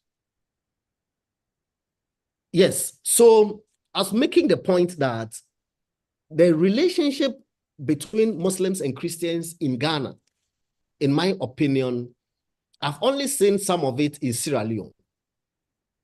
You know, where in Sierra Leone, when people ask me, I think I say that the best example of Muslim-Christian relations would be a study in how life is lived in Sierra Leone, where if it is a Christmas day, you virtually would think that the entire Sierra Leone is Christian. And when it is Eid, you would think that the entire Sierra Leone is Muslim. And so you will find, for example, that the current president of Sierra Leone's wife is Muslim. Former President Ahmad Tijan Kaba, who was Muslim, had a Catholic wife, and so on. The inter-religious or inter-Christian Muslim marriages in Sierra Leone is very rife. Some of it is in Ghana as well. In Ghana, many of the schools are Christian mission schools. Especially, I must speak for the Catholic ones. In these Catholic schools where my daughter attended, Muslim children are accorded their full rights. They are free to worship, they are free to practice their religion, they are free to manifest it, and etc., etc. Religious studies syllabus, or what they call social studies syllabi, are crafted in Ghana to allow students to study Christianity, to study Islam, and study African traditional religion. So even school curriculum, there's a deliberate effort to ensure that all students have an understanding of the faiths that other people live by. I used to teach at the University of Cape Coast a course called Religion in Africa. And Religion in Africa was a compulsory course under African Studies, where a class of 250 students, the majority, nearly 200 or over 200, will be Christian. And in that class, we are talking also about Islam and etc., just to allow people to understand the value that is in other faiths and so on. I've already talked about the politics, whereby political parties have embedded the Muslim minority interest into their political party structures. You know, that allows them to cater specifically for their interests. I've talked about a whole country like Ghana passing a law to establish a development fund targeted at predominantly Muslim communities, and so on and so forth. So really and truly in Ghana, the Muslim-Christian relationships has been good. Again, thanks to the efforts of the National Chief Imam and what he does with the Muslim, with the Christian clergy and so on. By the way, we have a PhD thesis on the Chief Imam on my campus. You Amazing. can ask, yes, you can ask Victor to get it for you. I will. I certainly will. It was written by Lady Jane Akwa. She completed a PhD under me. I supervised the thesis. Amazing. Yeah. All right. That's I mean, Sheikh Osman Nuhu Sharubutu is certainly worth studying. And I've seen a number of other academic articles that have been written by him. And thanks to God, he's lived up to 105 years. Actually, I can tell you that if there was one person that Ghanaians could pray for immortality for, it will be Sheikh Osman Nuhu Sharubutu, because of his efforts in holding together the nation state of Ghana. Thank you. Please, all the panelists, bring them back. Members of the audience, it's time to dominate this conversation. All the panelists, let us see them. Thank you, Professor Oloyede. You have been invoked multiple times by the minister, Mustapha. Yes, one more person, the professor. I think that I thought I saw a mail by Professor Fatima Seedat that she wanted to attend to some other important matter. No, it's Professor, she's taking our questions. Professor Babou. Professor Babou. Is he still with us? No, sir. He didn't tell us. Okay. Professor Babou is left. He didn't tell us we'll be leaving. We'll have made arrangement for him to take questions. Okay. We'll try to reach him. Questions from members of the audience now?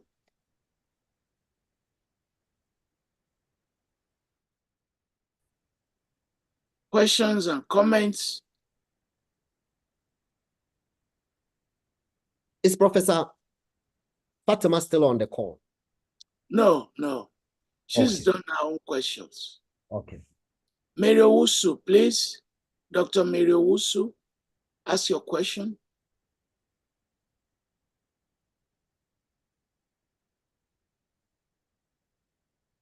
Thank you, Prof. Yeah. Hey, my friend. Yes.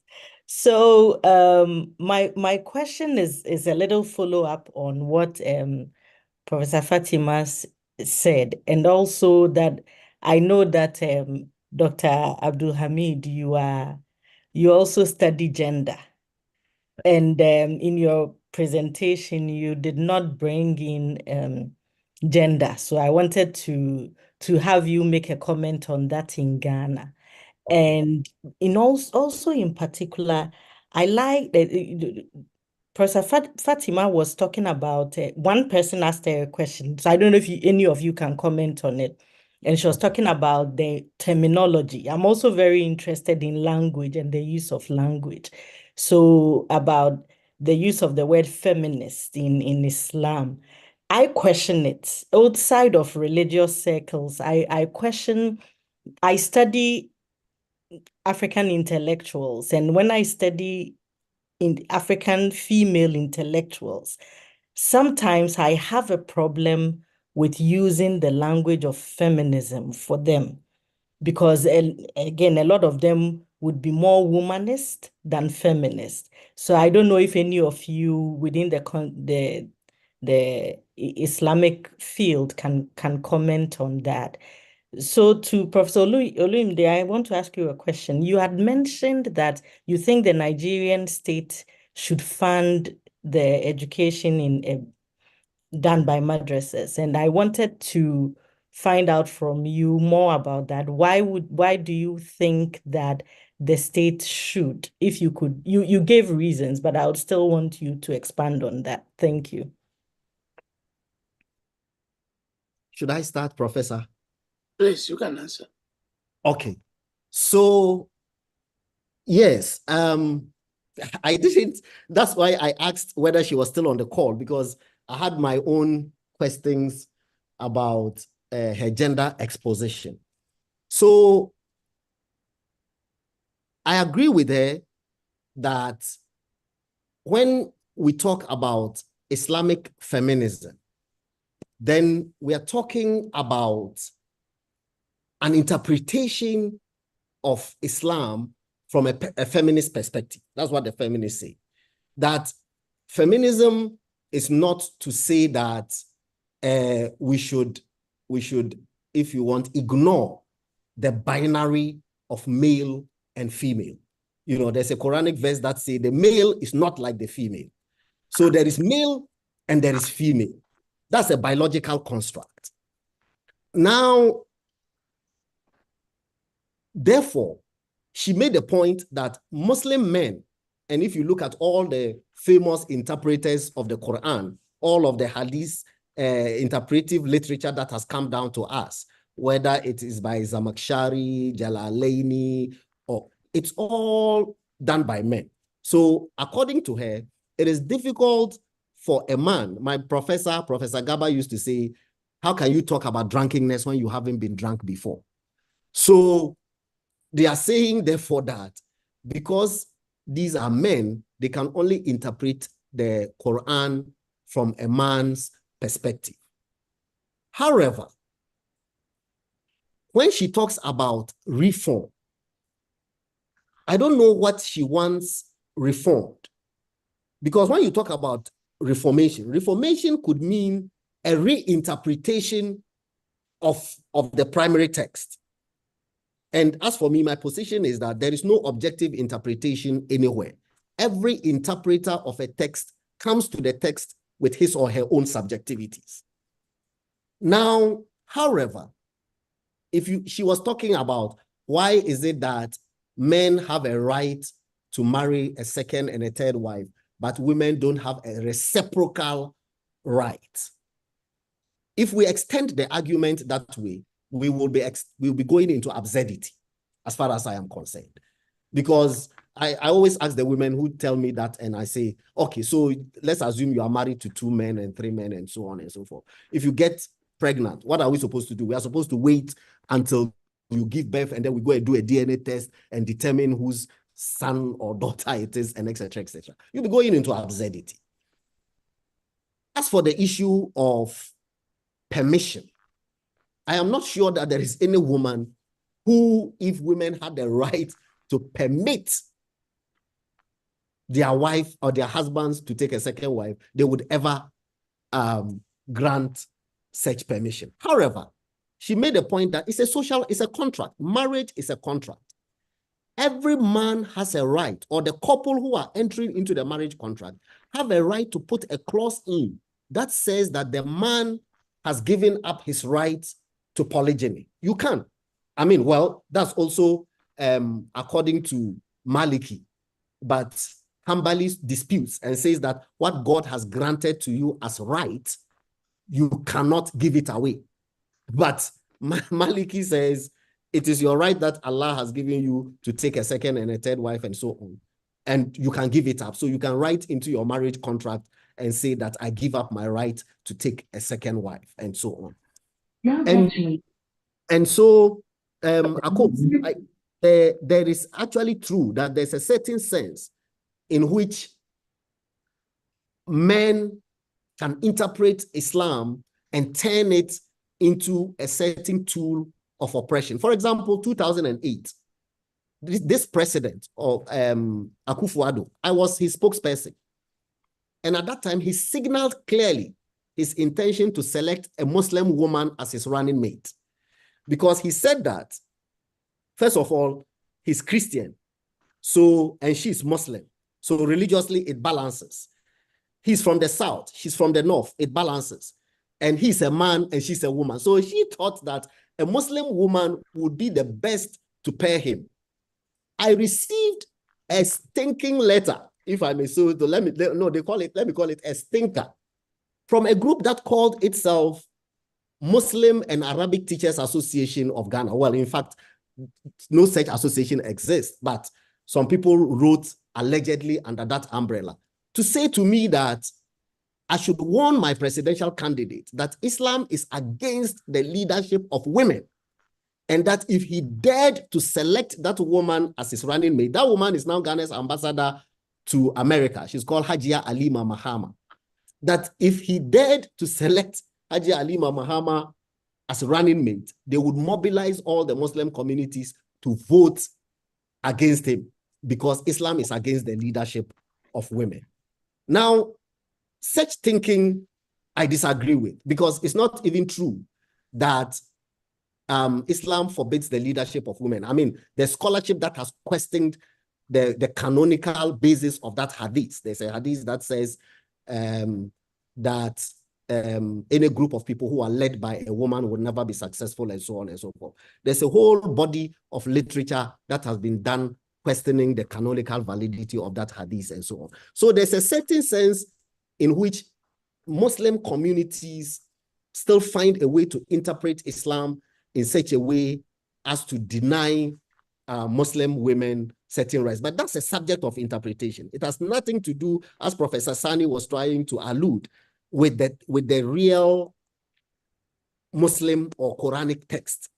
You see, and we ought to differentiate between, you see, when we talk about Sharia today, Sharia is boxed together as Quran, Hadith, Sunnah, Ijma, Qiyas. Ijma and Qiyas being the interpretations that arise from the original text. But there are people who prefer to stick with the Quran and the Hadith as the primary and fundamental laws of Islam. Because when you then go into interpretation, then various people will have their own interpretations for doing what they do. So that's my take, Akosia, if you wanted to hear my take on the question of gender. Alu Ungom, Professor, University of Boston, your questions and your comments, please. Balungom.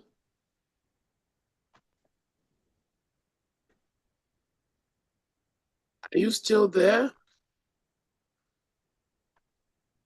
Let's go to Emily. Emily.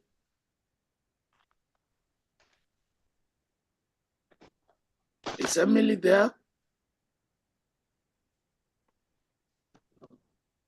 Amidu Sunny, are you there?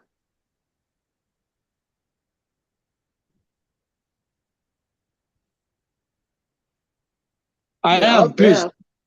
Please ask your questions or make your comments. Yes, I just have a few comments to make.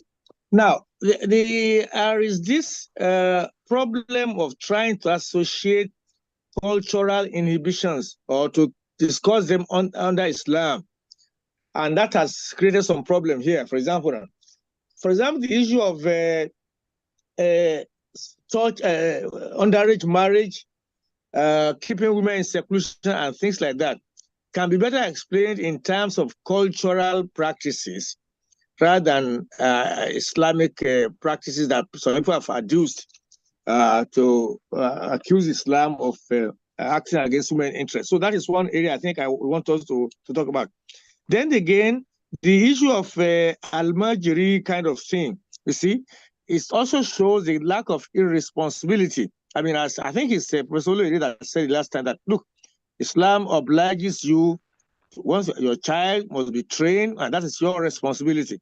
So it has nothing to do with, I mean, throwing out children on the street to fend for themselves is certainly un-Islamic by itself, but it has to do with cultural practices and that we have to be corrected. And there is this area I also want us to look at, the integration of Islamic learning with Western, so-called Western education. A lot of arguments has been adduced.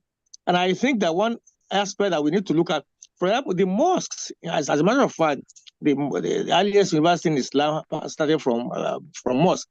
So why can't we, in Muslim communities in Ghana or in Nigeria, use mosque facilities as learning center, even for either for Westerns, because the early morning prayer ends by between 6 and 6:30, so we can have the schools to run from around 7 to 1. So the issue of facilities will not arise again, since we can. So that is an argument I want to put forward. That, and there is also nothing stopping the so-called Arabic Center from learning ICT, AI, and things like that. So that will make them relevant, because whether you have a 3 degree from Al-Azhar and you cannot function in a Western-oriented something, you won't be employed. So why can't we reorganize the curricula of these Arabic centers to incorporate modern subjects, ICT, AI, entrepreneurship, and things like that? So there's nothing bad in somebody who has a secondary school for being a computer repairer or for being a television repairer or whatever. So that is very, very important.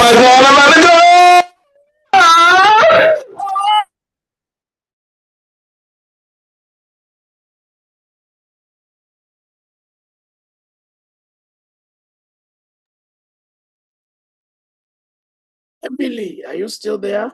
Emily? Reginald Seki Brown? Reginald? Reginald, are you there?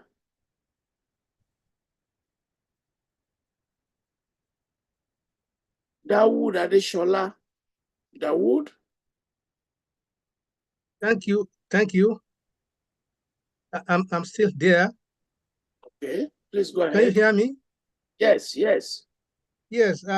I actually, the point I wanted to make has been raised by Professor Hamid Sani, but I will just add a very little point to that.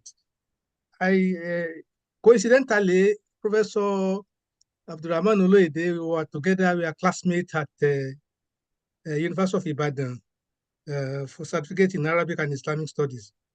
After that, academic endeavors, I personally have nasty experience, discrimination in securing job. So this experience pushed me to think of looking somewhere else. Eventually, I ended up studying law.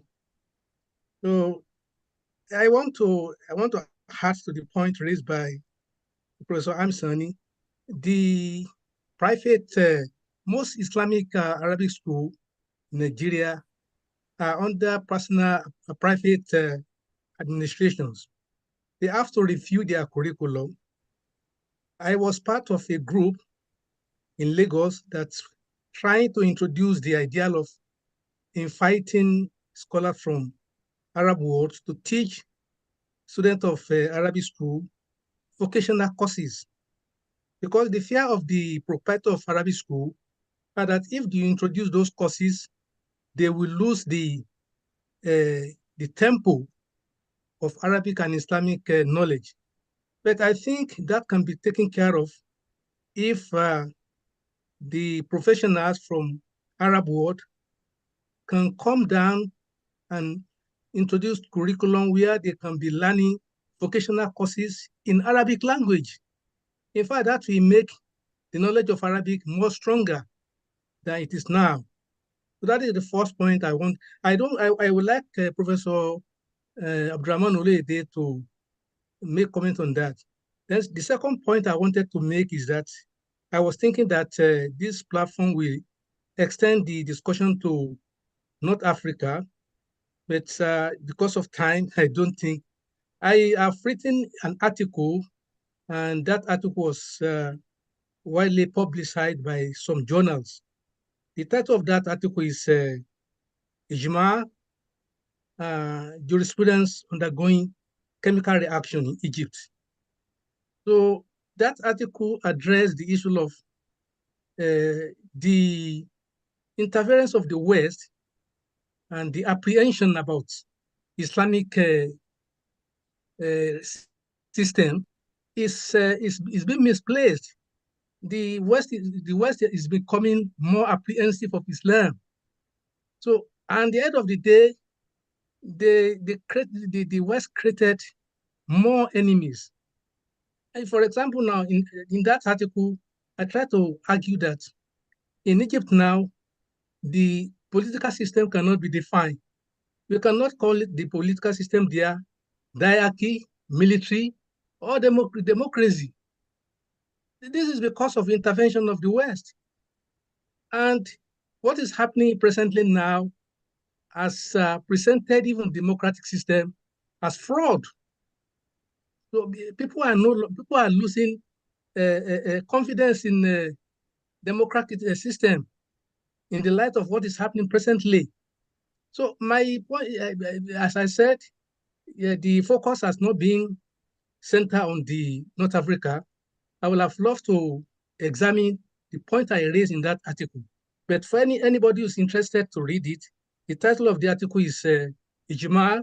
Ijma is one of the sources of Islamic law. Then I say Ijma, jurisprudence is undergoing chemical reaction in Egypt. There I try to examine all those controversial issues about Islamic system, why the West is so afraid of Islamic system. And as a result of that, they are creating more problem than solving problem. So thank you very much, Mr. Professor. Thank you. Falun Boston University, we are back.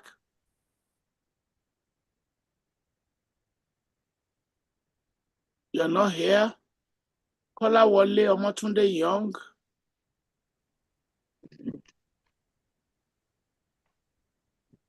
Thank you very much. Please, can you hear me? Yes. Go ahead, please. I thank all the speakers. I'm not a scholar of Islam, a student, but I've enjoyed all of what I've had today. I would like to ask any of the speakers, maybe Professor Oloyede too, what's the main purpose of the madrasa? Who are they supposed to produce? Are they supposed to produce clergy or vocations? And if I may take it further, madrasas in Arabic countries, what do they produce? Is it the same that we have in West Africa, or is it different? Thank you. Thank you. Please don't answer the questions now. Let's take all the questions. Yahya.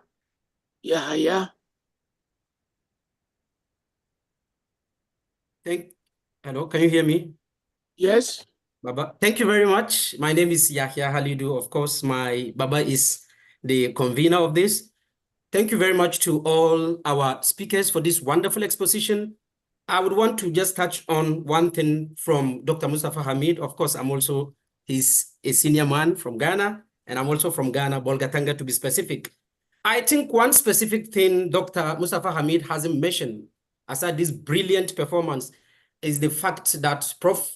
Falola was asking about the inter-Muslim Christian dialogue or tolerance, which I think Dr. Mustapha dealt with crucially.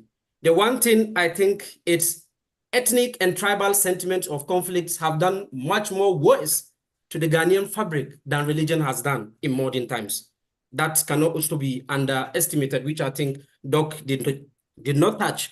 Secondly, also with regards to the inter-religious conflict within Islam specifically, I think largely Shias or Ahmadiyas do not necessarily have conflict with, say, Tijaniyas compared to the Tijaniya and the Ahlul Sunnah in which he described as the Wahhabis.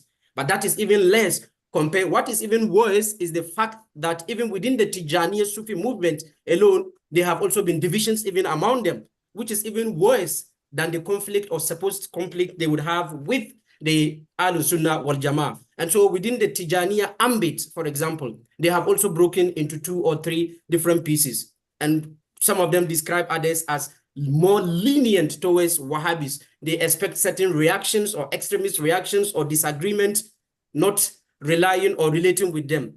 And so I think this is what it's even the case currently. And Dr. Mustapha Hamid also spoke about, of course, the northern divide. Yes, it could be classified as he described it, that by default, being a Northerner, no matter even your religious denomination, simply means you are even much more attached to Islam than you are attached to traditional religion or Christianity, which differs in so many respects with regards to Nigeria that Prof alluded to. And come to think of it, in modern times, which of course Mustapha Hamid is a big-time politician in Ghana. His party is in power without doubt. He played crucial roles towards ensuring the current president came to power. His party was tagged as anti-Muslims or anti-Islamic party in the past.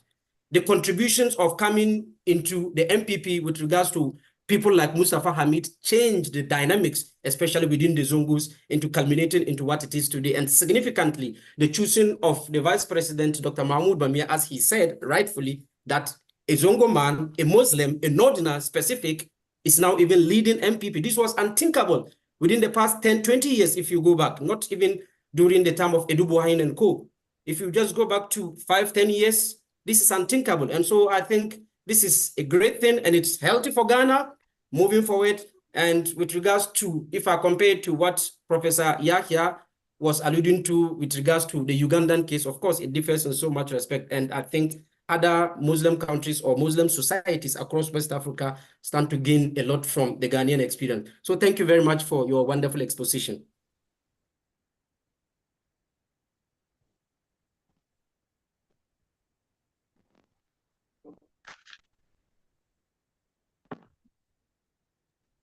Panelists, please write down all your questions so that you answer at once. Sheikh Ahmad Momo. Sheikh Ahmad Momo.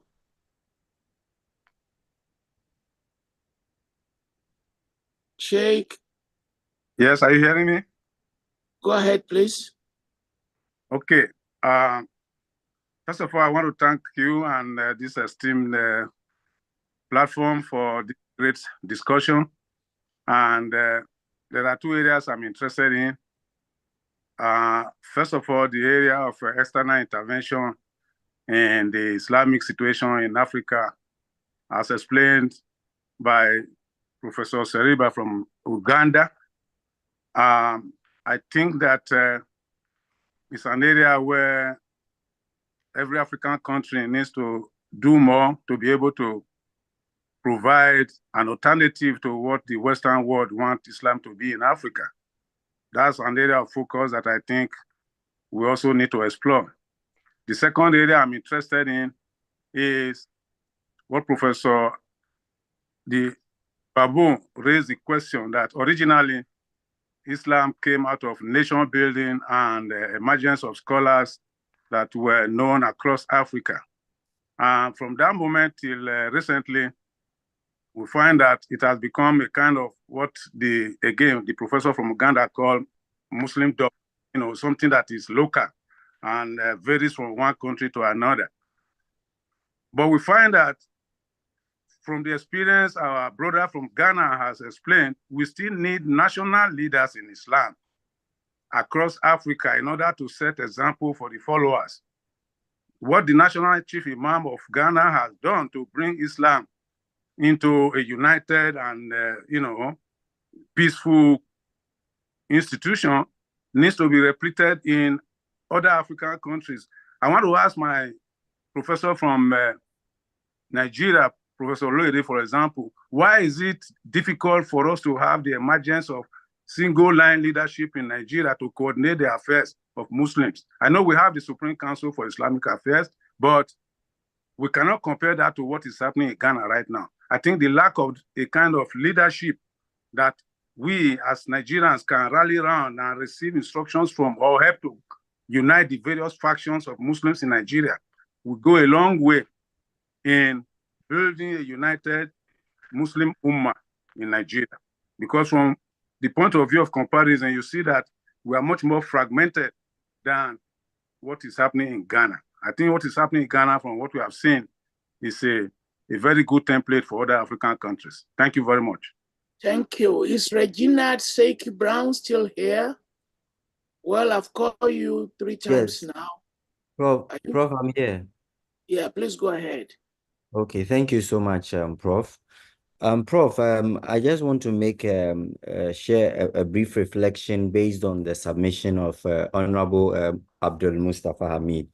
I'm also a Ghanaian, Honorable. And listening to your reflections, I want to probably find out, last year in October 2023, Professor Emmanuel Champon delivered a lecture, the Kwame Nkrumah Memorial Lecture in UCC, titled Diaspora, Pan-Africanism and Spiritual Awakening, Nkrumah's Years Abroad as Head of State.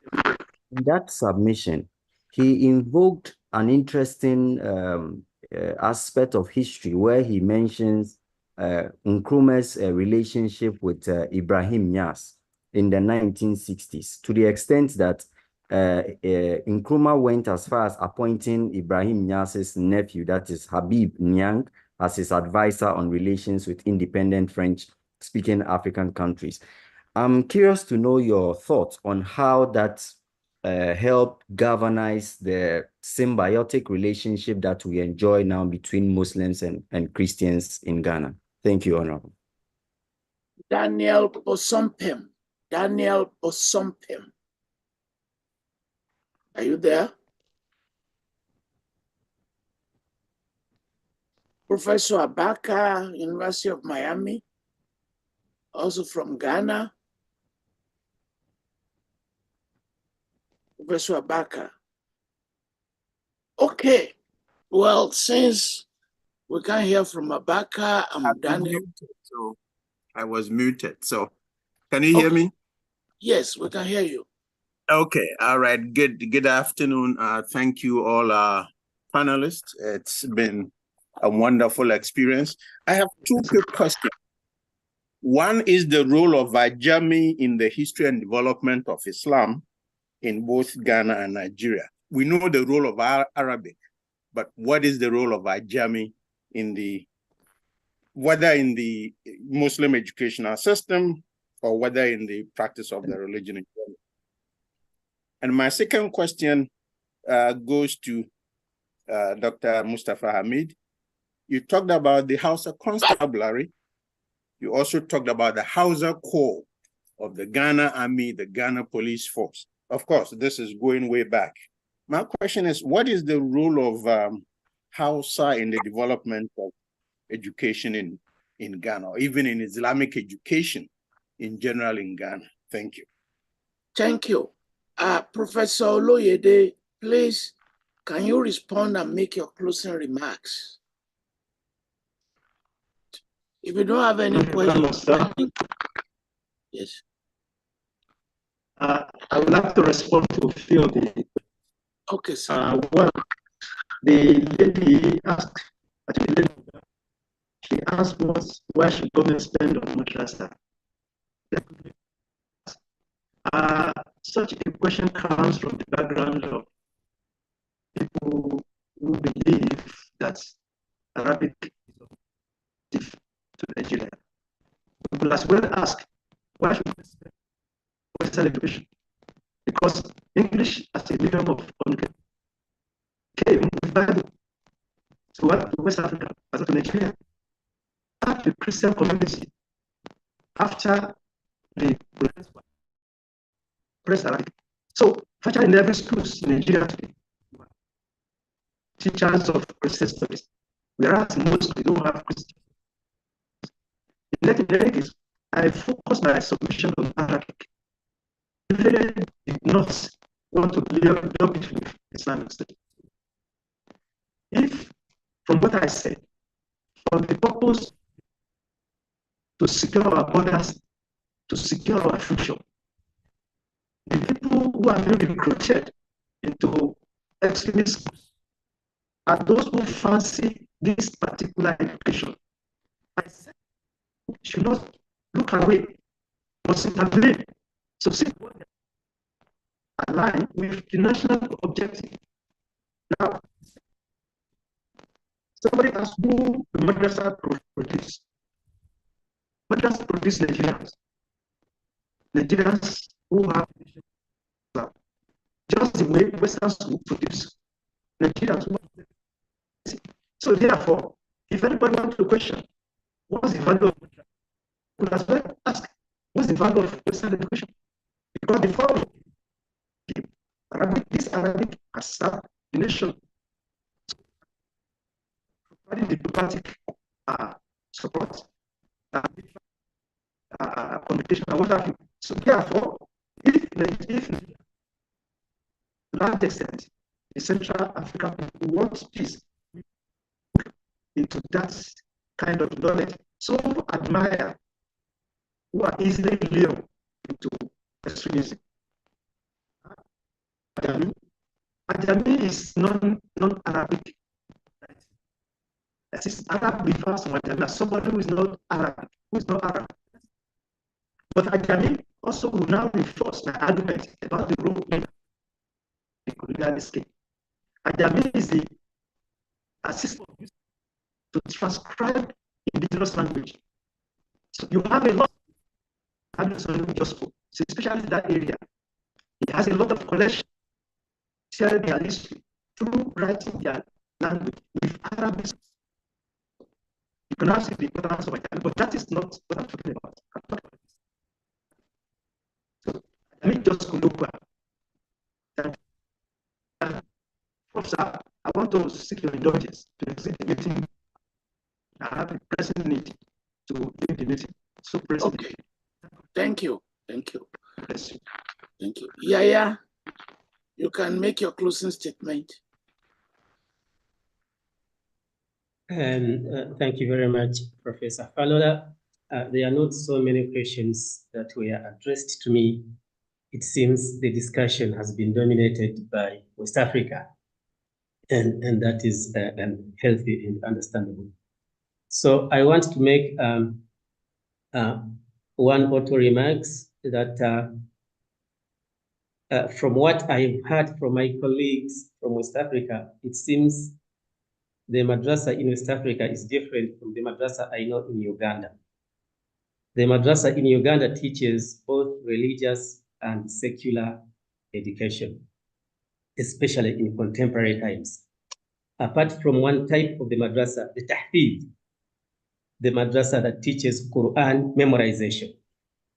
That's the only type of madrasa that specializes on religious education. Even then, a student is expected to graduate from the tahfidh in 1 or 2 years and proceed to other types of madrasas and pursue both religious and secular education. I don't know whether West Africa can draw lessons from the Ugandan type of the madrasa. Second and lastly, so the critique of America's intervention should also be extended to the state. The ways in which the state has turned itself into an interpreter of Islam, including the Islamic State, disempowering the scholars and introducing an institution that monopolizes the interpretation of Islam, and introducing a state mufti as opposed to society-based muftis.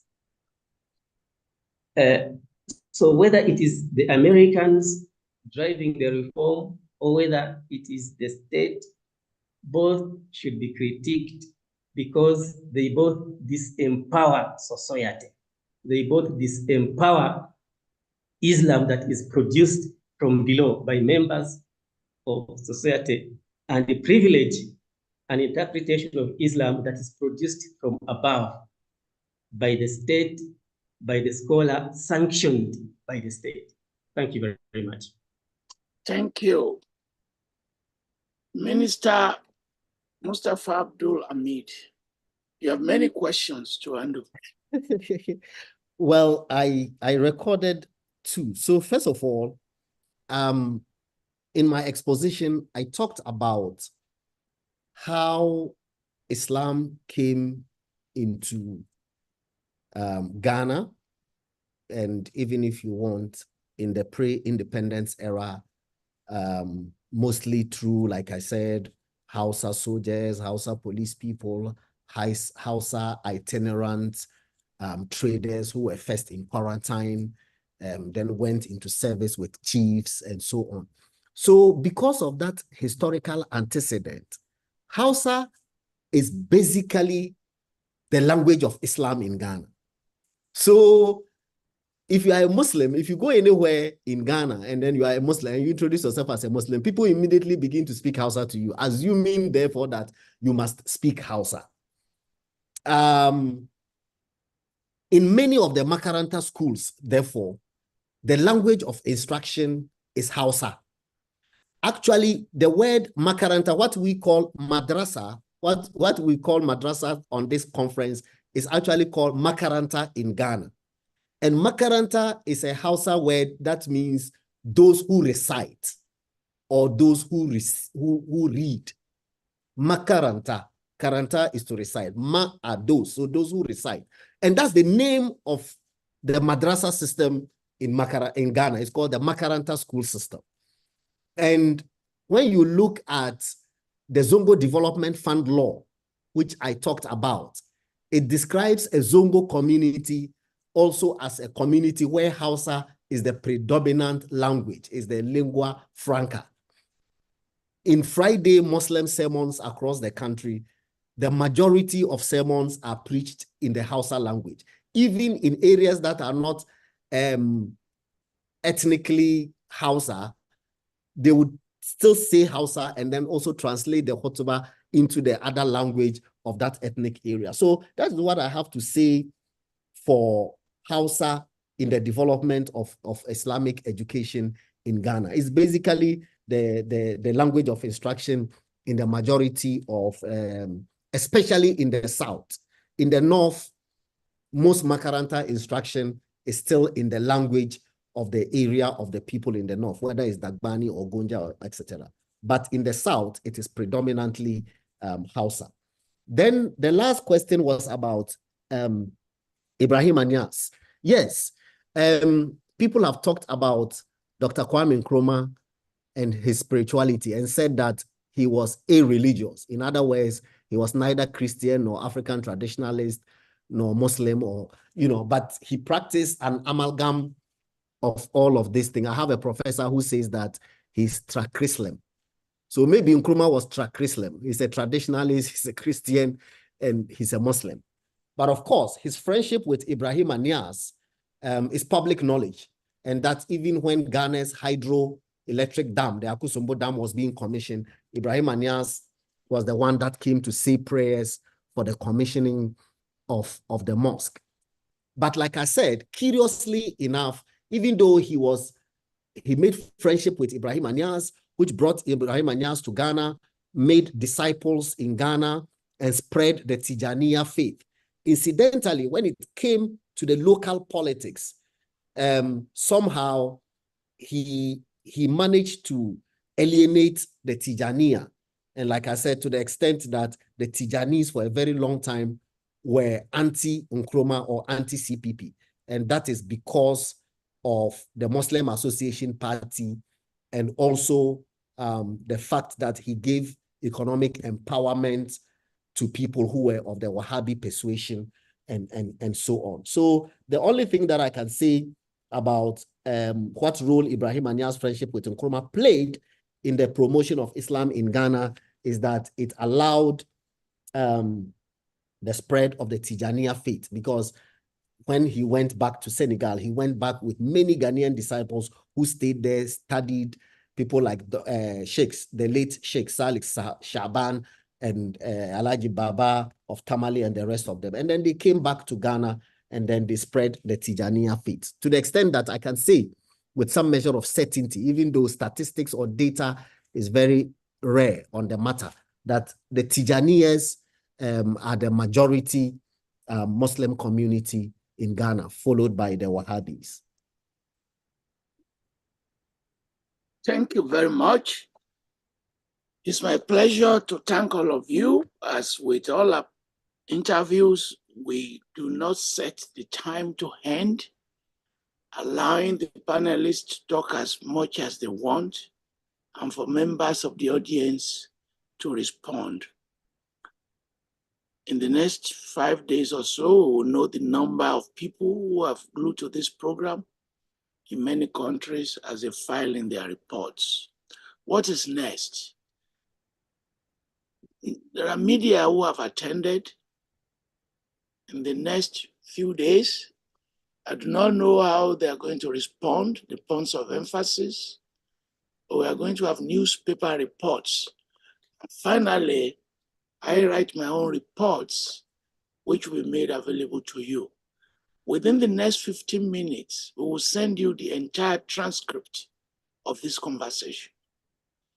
And you can forward the transcripts to your friends and associates so that they have the benefit of enjoying it. We'll close by playing Islamic songs for those of you who are interested.